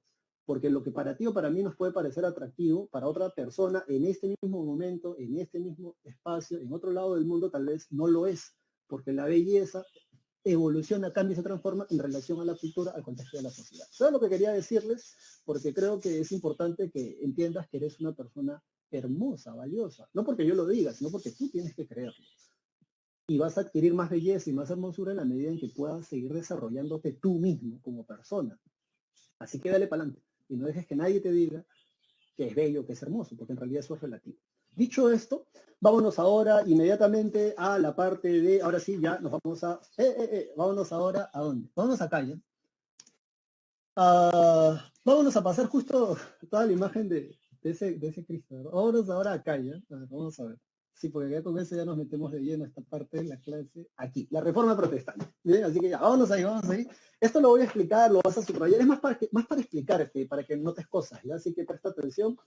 Y sí, porque ya nos quedan nada más que, ¿cuánto? 30 minutos de clase, así que vamos a darle duro y parejo. A ver, la reforma protestante. Entre el siglo XV y el siglo XVI y siglo XVII, o sea, entre el 1500 y el 1600, básicamente desde 1519 en adelante. Definición, subraya, ¿no? Es un movimiento de renovación religiosa que busca corregir la corrupción del clero. ¡Hala, qué directos! Ya, sí, sí, eso fue un poco, eso fue bastante directo. De hecho, en realidad me gustaría leerles la definición de tu separata. Ubícate en tu separata, ¿ya? Y ahí subraya la definición que está en tu separata virtual o física. Movimiento de renovación espiritual europea que puso fin, subraya, que puso fin a la supremacía cultural y política de la Iglesia Católica y propició la instauración de las iglesias protestantes. Eso la lo ha preguntado ya 3 veces, así que tú te lo tienes que aprender. Vámonos ahora a las causas. ¿Por qué se da esto? Subraya. Se da la difusión del humanismo en Europa. Acuérdate, Erasmo de Rotterdam, Boccaccio están criticando, ¿no? Estas cosas, están criticando la moral de la iglesia, porque no solamente hay miembros de la iglesia que son curas solicitantes, se les llama, un cura que te pide un favor sexual. En el virreinato en el Perú hay casos de eso. No solamente hacen eso, sino también venden cargos eclesiásticos, venden el perdón de, bueno, acá han puesto el detonante ahorita de la venta de indulgencias, ¿no? Comúnmente se le denomina la venta del perdón de pecados, ¿no? O sea, si tú quieres que te perdonen un pecado, págate. Y luego critican todas esas cosas, ¿ya? Critican todas esas cosas. Guión número 2, causa, sigue subrayando. Fortalecimiento de las monarquías. Anota ahí que eso es una consecuencia del fin de las cruzadas, el renacimiento urbano comercial y el fin del feudalismo. ¿Ya? Eso de que los monarcas se van a ver fortalecidos. Guión número 2, secularismo. O sea, la secularización es aquel proceso que le quitas, donde le quitas todo lo religioso a algo y lo que te queda es lo secular. Profe, no entiendo. Por ejemplo, el matrimonio. En la actualidad, para que tú, varón o señorita, certifiques tu matrimonio, tienes que ir a qué institución del Estado. Tienes que ir a una municipalidad, ¿verdad? Y ahí la RENIEC luego te va a dar tu certificado, tu documento que diga que ya estás casado o casada. Pero hasta antes de eso, ¿cuál era la institución desde hace muchos años que se encargaba de darte la legalización de tu matrimonio? O sea, que te decía que tu matrimonio es legal. ¿Qué institución era? Chicos, es una... ¿Qué institución era la que te daba antes la partida de matrimonio, de función y de nacimiento también? Muy bien, Omar, esa gente está ahí en todas, ¿no? Sofía, Jennifer, Gary, la iglesia, sí, muy bien, la iglesia, sí, sí, sí. Bueno, secularismo. Tienes matrimonio, le quitas la parte religiosa y lo que te queda es un contrato entre dos personas que garantiza el Estado. Tú tienes un compromiso con la persona con la que te estás casando, legal, que certifica el Estado. Y hay leyes que amparan y protegen ese contrato. En cambio, desde el punto de vista de la Iglesia, es una cuestión, es una institución más bien sagrada, ¿no? Es algo que está instituido por Dios, o sea, por la Iglesia, y obviamente si te casas aquí en la tierra, me imagino que en el cielo también estarás casado. No, mentira. Pero bueno, dicho esto, corrupción del clero. Ya, de la corrupción del clero tienes que anotar dos cosas, y esto te la voy a decir así. ¿Ya? De la corrupción del clero anota nepotismo y simonía. El nepotismo es cuando, por ejemplo, el Papa le da a dedo un cargo eclesiástico a alguien porque a él le gusta, es su favorito, es su primo, es su amante. Profe, ¿cómo? Sí, no es broma, no es chiste. Por ejemplo, en la actualidad ese derecho todavía lo conserva el presidente. Sí, claro. El presidente tiene, cuando es elegido como presidente en el Perú, clase de cívica no es, pero acuérdate, tiene el derecho de elegir a quién. O sea, si tú llegas a ser presidente, tú tienes derecho a elegir a quién a dedo. O sea, nadie te va a preguntar por qué lo eliges a él, ¿no? Tú dices, yo quiero a esta persona, a esta persona, a esta persona, y esta persona parecía, ¿qué cosa? Ministros, muy bien, o mal. Esa gente ya están canalizados, ya, los ministros, muy bien. Entonces, eso es nepotismo, porque, o sea, si tú llegas a ser presidente y tienes tu primo que es chévere, o tu pata, o tu amigo, o tu amiga, tú dices, oye, loco, ¿no quieres ser ministro de salud? Pucha, pero yo con la justa si tengo acá, he trabajado acá en un grifo. Sí, pero no importa, puedes ser ministro de salud o no. Ya, pues no, total vas a tener asesores, ¿no? Entonces te mandan, ¿no? Entonces sí, por eso tenemos todos estos rollos que tenemos en la actualidad, porque siempre hay gente, o bueno, suele haber gente, para no decir siempre, suele haber gente aquí en el Perú en cargos donde no deberían de estar. Pero bueno, ya. La otra, la simonía, esa es rochosa, ¿eh? La simonía es la venta de cargos eclesiásticos. O sea, si tú pagas, puedes llegar a obtener un cargo eclesiástico. Y de hecho, ¿te acuerdas de Francesco de Medici, el patriarca de los Medici? Ya. Francesco de Medici un día recibe una visita ya a su casa. Perdón, Giovanni de Medici, Giovanni de Medici.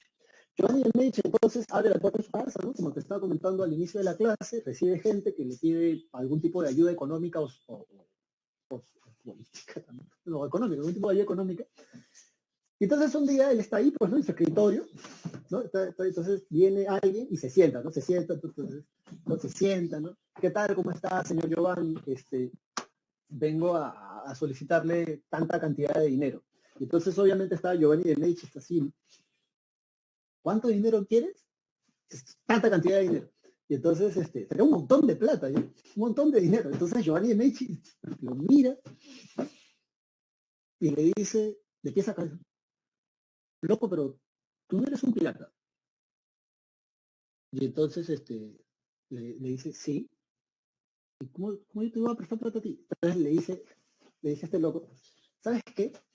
Yo quiero toda esa cantidad de dinero porque yo quiero llegar a ser cardenal de la Iglesia Católica. Y una vez que yo llegue a ser cardenal, voy a ser papa. Y cuando llegue a ser papa, te voy a pagar lo que tú me has prestado. Entonces, yo no sé tuya, pero mira, si tú eres codo, si tú eres puñete, tú le prestarías plata a un pirata, o sea, a alguien que se la ha pasado asaltando barcos en el Mediterráneo. Y entonces Giovanni Becci le consulta, pero tiene su gente, ¿no? Loco, ¿tú crees que le vamos a prestar plata a este pata? ¿No? Es un pirata, ¿no? Entonces se la jugó, ¿eh? Le prestó el dinero, lo financió hasta que llegó a ser cardenal. Y tú dirás, ¿qué, profesor? Sí, sí, sí, sí. Yo no estoy vacilando, no estoy mintiendo, lo puedes buscar en internet.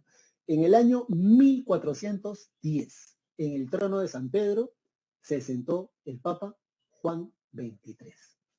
¿Y quién era Juan XXIII? Juan XXIII era Baltasar Cosa. ¿Y quién era Baltasar Cosa? Era un pirata que había conseguido dinero de Giovanni de Medici. Cuando Baltasar Cosa, nombrado ahora Juan XXIII, se sentó en el trono de San Pedro, él va a convertir a la familia Medici en los administradores con el tiempo de todas las ofrendas de las iglesias de Europa, de África y de Asia.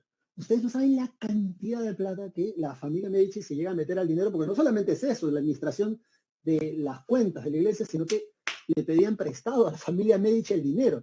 Y obviamente ese préstamo te lo dan con interés, ¿verdad?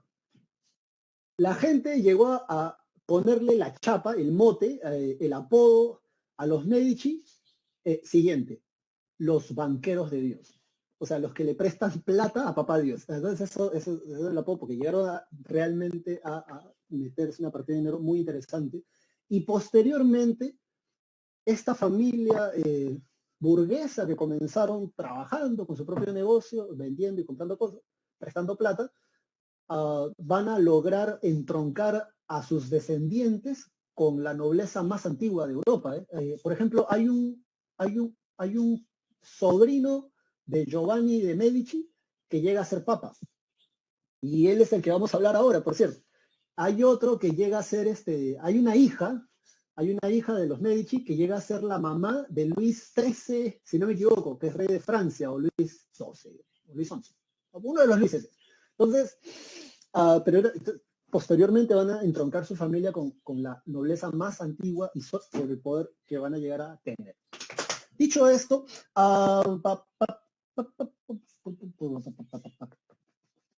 algo te iba a comentar. Luis XIII era hijo de... La mamá de Luis XIII era una Medici. Me está yendo la idea. Ya, sí. Entonces, nepotismo, simonía, venta de cargos eclesiásticos. Sin embargo, la PRE, hasta el cansancio, lo que ha preguntado la PRE es el detonante. ¿Cuál es el detonante para el surgimiento de la reforma protestante? Ya, el detonante, chicos y chicas, es este. Por favor, tú subráyalo, te lo aprendes de memoria, es este. Es la venta de cargos eclesiásticos, es la venta de las indulgencias, ¿no? A manos del Papa León X. ¿Saben? León X era un Medici, era sobrino de Giovanni de Medici. Ahora, ya sabes que los Medici son mecenas, ¿no? Entonces financian obras de arte, vainas así. Entonces León X, aparte de haberse gastado buena plata siendo papa, haciendo unas fiestas, no es broma, no es chiste, pues buscar la información. El tipo, bueno, quiere para ponértelo concreto y que lo puedas aprender rápido, el tipo quiere dejar algo. O sea, quiere hacer algo como su familia, ¿no? Quiere financiar una obra de arte. Entonces dice, bueno, ¿qué falta por hacer? La Basílica de San Pedro ya tenía más de 100 años y no se terminaba de construir. No se terminaba de construir porque era muy costosa, muy grande, era una cosa que ha quedado hermosa en la actualidad, pero costó mucho dinero hacerlo. Ahora, a León X,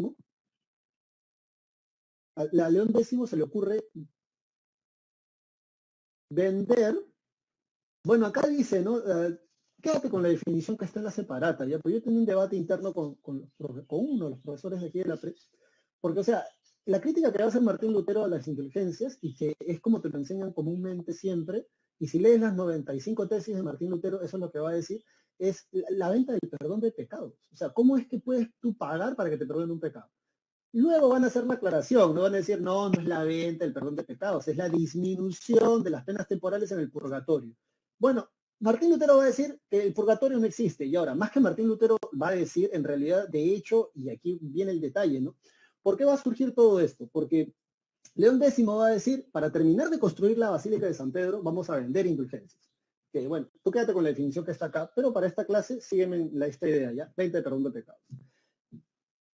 Va a ser un boom, ¿eh? La gente que más va a comprar eso no es la gente que, digamos, noble o los burgueses. Por principio, no son ellos los que compran más, porque ellos son muy pocos. Los que compran más indulgencias y esas cartas ¿no? que te reducen, ¿no? Son la plebe, la gente del pueblo, la people, la muchedumbre. Una de las ricas ciudades alemanas, la ciudad de Wittenberg, va uno de los mensajeros o representantes del Papa León X a vender indulgencias, como si fuera pan caliente, ¿eh? Compra dos, paga una. Y llévatelo rápido, porque se agota. Y entonces la gente compraba indulgencias y un monje agustino, o de la orden de los agustinos, se le acerca, porque estaba en la plaza, y le dice, oye, loco, ¿qué estás haciendo? Estoy aquí en ganancia, loco, estoy vendiendo indulgencias. Pero ¿en qué parte de la Biblia dice que puedes hacer eso? Mira, esto lo manda a decir el Papa, loco, así que deja de chambear. Sí, pero estás estafando a la gente. ¿En qué parte de la Biblia dice que puedes tú vender, ¿no? Esos certificados que según la separata de la prensa, te reduzcan, ¿no? Entonces, mira, esto lo manda a decir el Papa.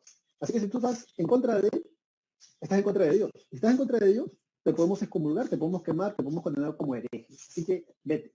Entonces, este monje agustino se va. Al día siguiente, en la puerta, escucha bien, en la puerta de la iglesia que estaba dentro del castillo de Wittenberg, o Gutenberg, como quieras pronunciarlo, Martín Lutero coloca sus 95 tesis, en latín, obviamente.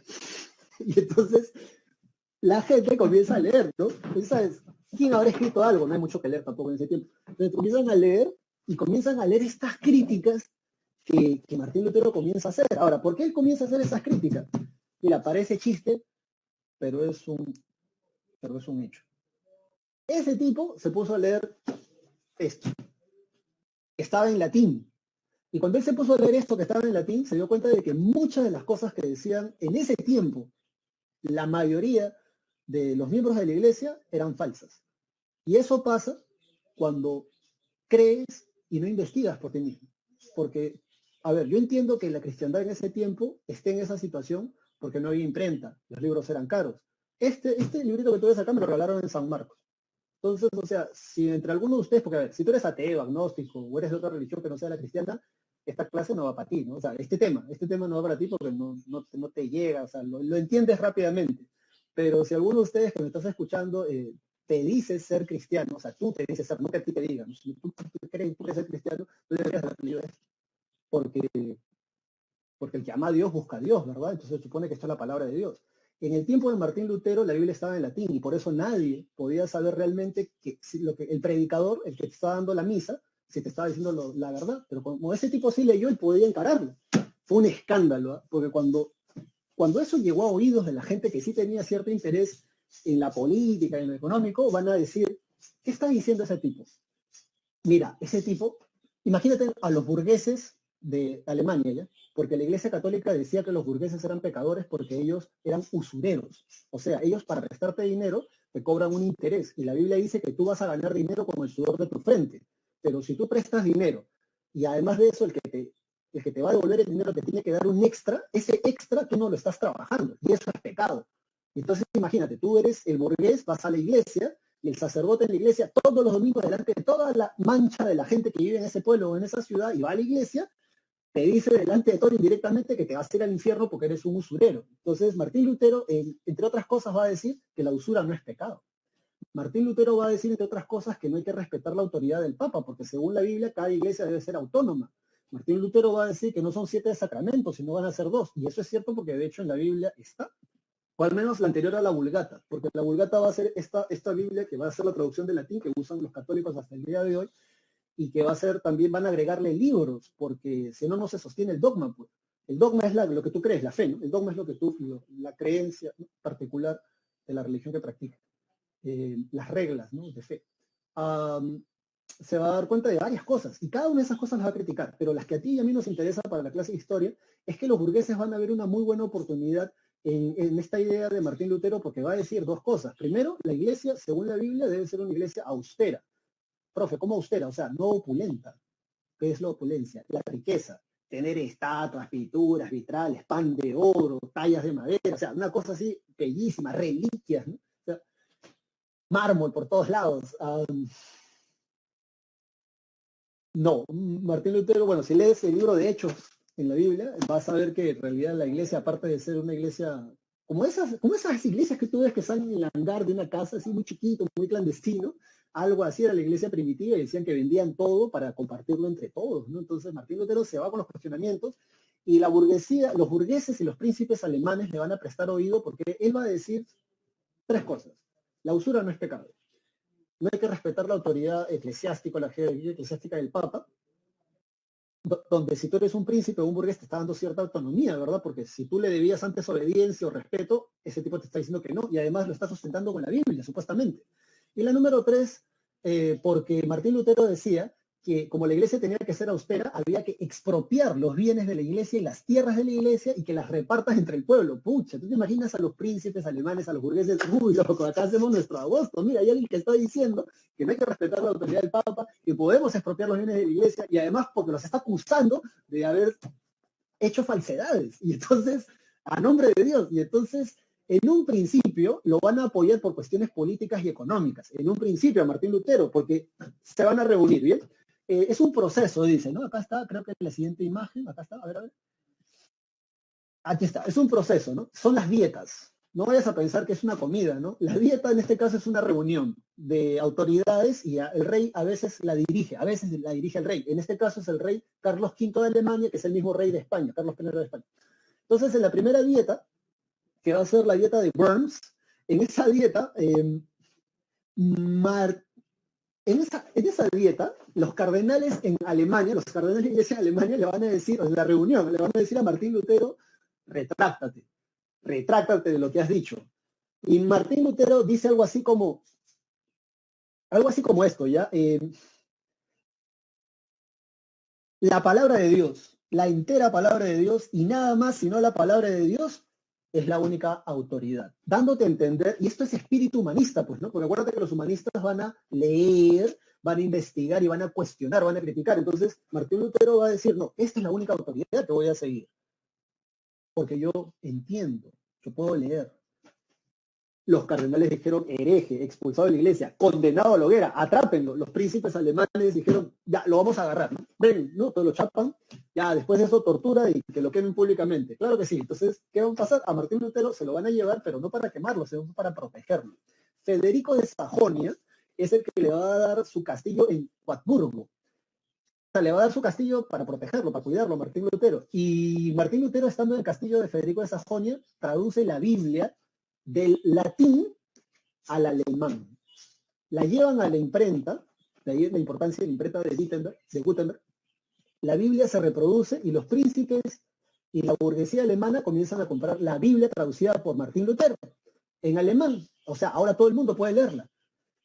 Y eso sí fue la canción. Porque si en un principio lo apoyaban por una cuestión intencional porque los beneficia política y económicamente, quitarle los bienes, no respetar la autoridad del Papa, cuando estos locos comenzaron a leer, se dieron cuenta de que lo que decía ese monje agustino era cierto, que realmente había muchos dogmas en esos años que no tenían nada que ver con lo que decía la Biblia. Y iba a ser un escándalo, ¿no? Porque Martín Lutero no se retracta, ¿no? Bueno, luego viene la segunda dieta, que va a venir a ser la dieta de Espira, y en esa dieta es donde se acepta el luteranismo solo donde se ha desarrollado, y esto San Marcos lo preguntó hace años, ya atrás, lo preguntó como, para este tema, para este siglo, como cuál es el principio de tolerancia, dónde se va a dar la tolerancia religiosa por primera vez. Entonces, sin temor a equivocarte, dices en la dieta de Espira. Bien, se va a permitir el luteranismo donde ya se ha expandido, pero nada más hasta donde se ha expandido, cosa que solamente es en Alemania. Por eso en Alemania, en la actualidad, la mayoría de las personas en Alemania, y mira que Alemania es el motor de la Unión Europea, es atea.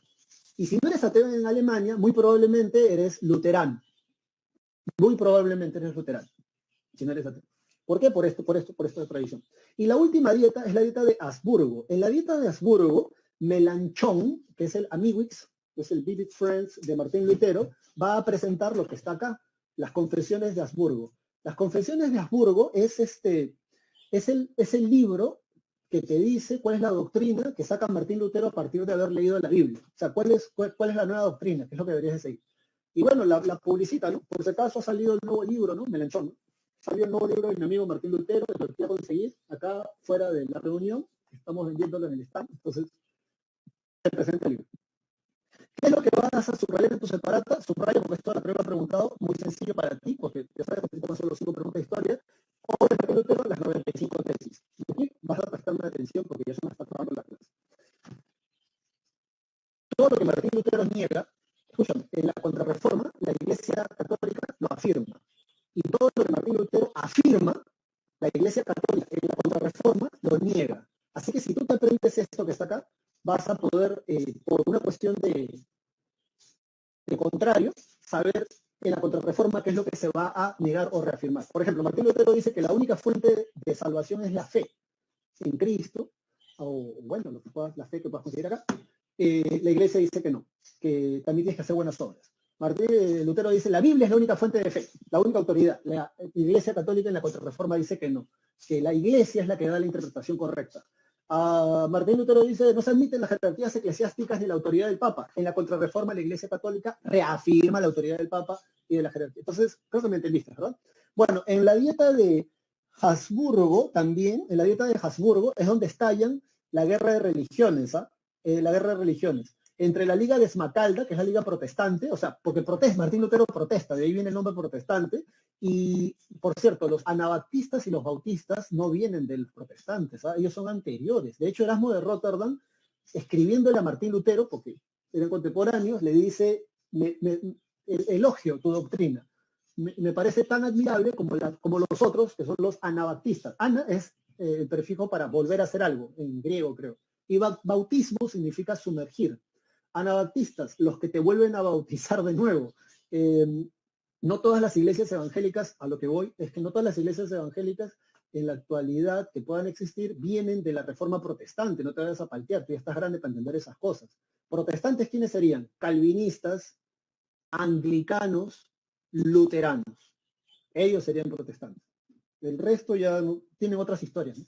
Porque nacen después. Los testigos de Jehová son de 1800, los mormones también van por ahí, ¿no? Con Joseph Smith, creo, ¿no? Cada uno tiene sus fundados. Pero bueno, dicho esto, no, estás hablando allí. Por eso. No, pero qué cosa, no sé, a veces me pierdo en el chat. Ya bueno, ya, ¿qué más estaba diciendo? ¿Cómo termina esa guerra de religiones? Con la paz de Habsburgo, con la paz de Habsburgo, con la paz de Habsburgo. Así termina la guerra de religiones. Dura 2 años, si no me equivoco. De ahí quedó el chiste. Sí, de 1546 a 1547 terminó. Vámonos ahora a Juan Calvino. Juan Calvino también sigue la doctrina de Martín Lutero, solo que él tiene un documento diferente. El libro de él se llama La institución de la religión cristiana. Estos son radicales, ¿eh? Escriben tu separata que son la iglesia protestante que más se van a expandir. Calvinistas vas a encontrar en Francia, Portugal, España, Italia, Inglaterra. De Inglaterra los van a expulsar, por cierto, a lo que en la actualidad vendrían a ser Estados Unidos. Y cuando los expulsan, se van con toda su familia. De ahí también que ellos no se mezclan, a diferencia de los hispanos, o los españoles que vienen a conquistar o vienen a invadir, como quieras pensarlo acá, ellos vienen solos. Mucho tiempo después vienen las mujeres y por eso es el mestizaje. Además, en España, desde la época de los romanos, el mestizaje es una cosa muy común porque acuérdate que por el estrecho de Gibraltar, España y África geográficamente están bastante cerca y siempre han tenido un intercambio cultural, así que ellos mestizaje. En cambio, los ingleses, irlandeses, escoceses, esa gente no practica eso. De ahí que por eso lo máximo de mestizaje que ellos tengan es Pocahontas. ¿Has visto esa película? Eso es lo máximo de mestizaje que recuerdan, ¿no? Que para nosotros es algo muy normal. La institución de la religión cristiana. Estos son los más exitosos en términos de difusión, son internacionales, se van a expandir, son los más radicales. ¿Por qué radicales? Porque si tú eres católico, te ven caminando solo, van y te pegan, ¿eh? No le hacen asco. Otra cosa es la predestinación divina, que eso es algo que la pre ha preguntado hasta el cansancio. Profesor, no entiendo. La predestinación divina, mira, cualquier cristiano que haya practicado su fe en algún momento de su vida sabe de lo que estoy hablando. Un día estás chido en tu casa, antes de obviamente este aislamiento, un fin de semana, un jueves, y de pronto alguien toca la puerta. Y entonces obviamente tú vas y abres, ¿verdad? ¿Sí? Y entonces viene alguien y te dice, buenas tardes, ¿tienes un momento para hablarte de la palabra de Dios? No, no tengo. Entonces cierras y te vas, ¿verdad? Entonces ahora, ¿qué cosa es eso? A eso se le llama evangelizar, difundir la palabra de Dios, ¿no? Difundir la palabra de Dios. Es un mandato, ¿no? Y predicar a todas las naciones, bautizándolos en el nombre, ¿no? Entonces, ya, los calvinistas son tan racionales, pero tan racionales, son tan racionales, que ellos dicen, Dios, si crees en Dios, Dios lo conoce y lo sabe todo. De hecho, la Biblia dice que Dios te ha pensado desde antes de la creación del mundo, que no hay ni uno solo de tus cabellos que se caiga sin que Dios lo sepa. En ese sentido, Dios ya sabe quién se va para el cielo y quién se va para el infierno. Entonces, si Dios ya sabe quién se va para arriba y quién se va para abajo, ¿yo para qué voy a predicar? Porque si, por ejemplo, tú que me estás escuchando, Juanito, si Dios ha determinado que Juanito se va a ir al infierno, entonces, por mucho que tú vengas, Juanito, a la iglesia todos los domingos de tu vida, de esas ofrendas, y hagas todo, ok, igualito te va a hacer al infierno, ¿no? De repente antes de morir vas a hacer la gran ¿no? Entonces te va a hacer el infierno. En cambio, de repente tú, Lupita, que me estás escuchando, tienes una vida perdida, desenfrenada, y tal vez antes de morir te acercas a la iglesia calvinista, porque tú tienes que acercarte a la iglesia calvinista, ¿no? Y entonces asumes la fe. Y gracias a eso tú te vas a ir al cielo. ¿Por qué? Porque Dios ya lo sabía. Entonces, al margen de que yo te evangelice o no, igualito Dios va a ver la manera de traerte a la iglesia calvinista para que te vayas al cielo. Y a eso le llama la teoría de la predestinación. La prueba preguntó en sus exámenes, así que vale la pena que te lo aprendas. Luego, de todas las reformas protestantes, este tipo que está acá, ese es Enrique VIII, ¿no? O sea, es Enrique. A ver, ¿qué podemos decir de este personaje, Enrique VIII? Enrique VIII, rey de Inglaterra, quiere casarse de nuevo. Está casada con la hija de los reyes católicos, Catalina de Aragón. La hija de los reyes católicos, Fernando, ¿no? Esa gente. Entonces, Isabel de Castilla. Enrique VIII tiene un rollo, que es una especie de obsesión, por así decirlo, para que me entiendas más rápido, de tener un hijo varón heredero al trono. Y bueno, Catalina de Aragón le había dado 5 hijos. El detalle está que todas eran mujeres y solamente habían sobrevivido 2 o una nada más. María Tudor. Entonces él quería, bueno, lo normal, pues no, bueno, si tu mujer no te puede dar un hijo varón, tenlo con una consorte, con un amante oficial. Entonces el hombre, imagínate, puedes ser el florazo varón, ¿no? Eres el rey de un país, ves a una chica que te gusta, te la acercas y le dices, hola, ¿qué tal? ¿Cómo estás? No sé si sabías quién soy el rey de este país. Ah, sí, ¿qué tal? ¿Cómo estás? Sí, bueno, oye, ¿sabes qué? Me falta un hijo varón, ¿no? No quisieras que tú y yo nos juntemos un momento y a ver si nos sale un heredero al trono de Inglaterra. Y aunque parezca mentira, parece que le funcionaba el flor. Hasta que se encontró con una tipa que pues no le creyó. Ana Bolena. Ana Bolena, de verdad que es Ana, ¿no? Era una inglesa que se había criado en Francia y entonces ella le dice, cuando se conocen, obviamente Enrique le va con el mismo floro, Ana, ¿qué te parece si tú y yo nos juntamos para ver si nos sale un heredero al trono? Entonces Ana le dice, ¿tú quieres este cuerpo? Sí, Ana, un ratito para ver si nos sale un heredero al trono de Inglaterra. ¿Tú quieres este cuerpo? Sí, bueno, si tú quieres este cuerpo, te tienes que casar conmigo. Y entonces Enrique, imagínate, ¿no? Ana, pero Ana, yo estoy casado con María. Además es un ratito, nada más, para ver si sale, no, después de 9 meses un bebé, varón.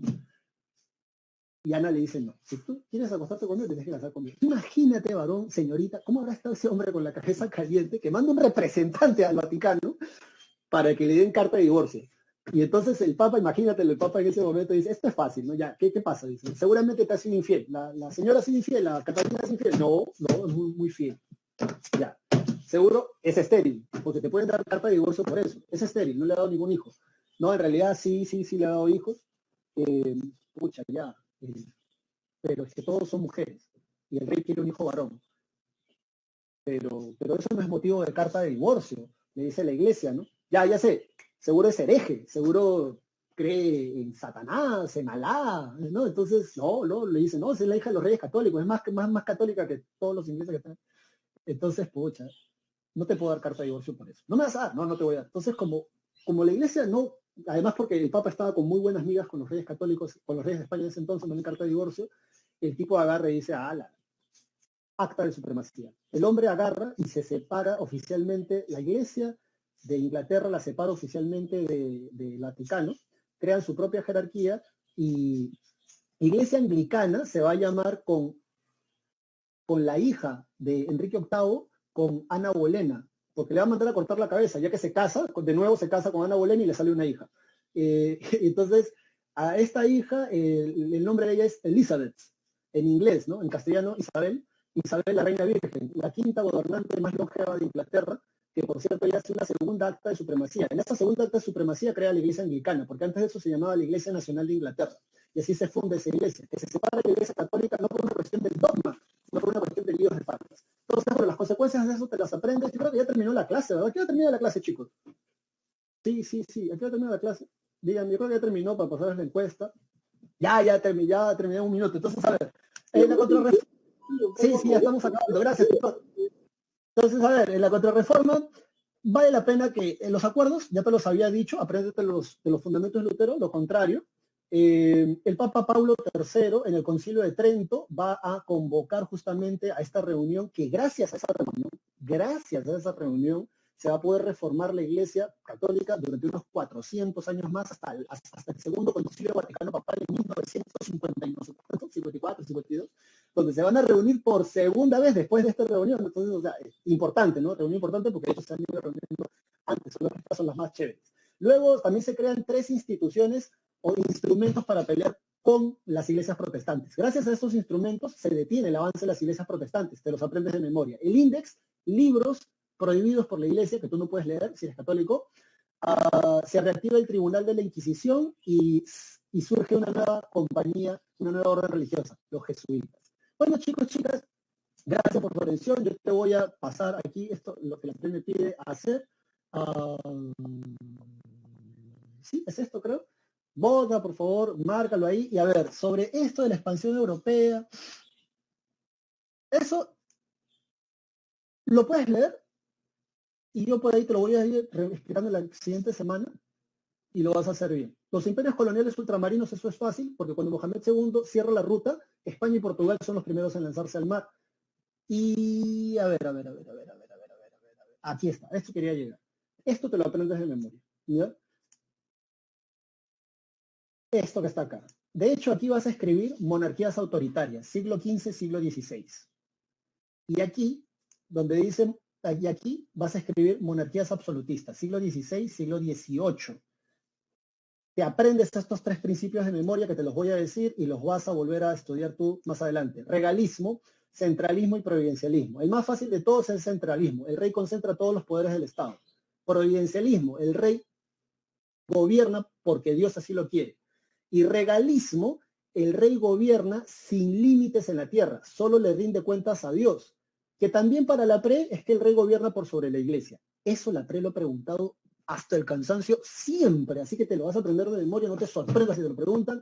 Y bueno, el representante del absolutismo, Luis XIV, pues, Luis XIV. Chicos, chicas, gracias por tu atención. Esto creo que te lo puedo dejar si gustas. Creo que está prohibido, ¿verdad? Te lo dejo para que tú lo puedas ver y revisar.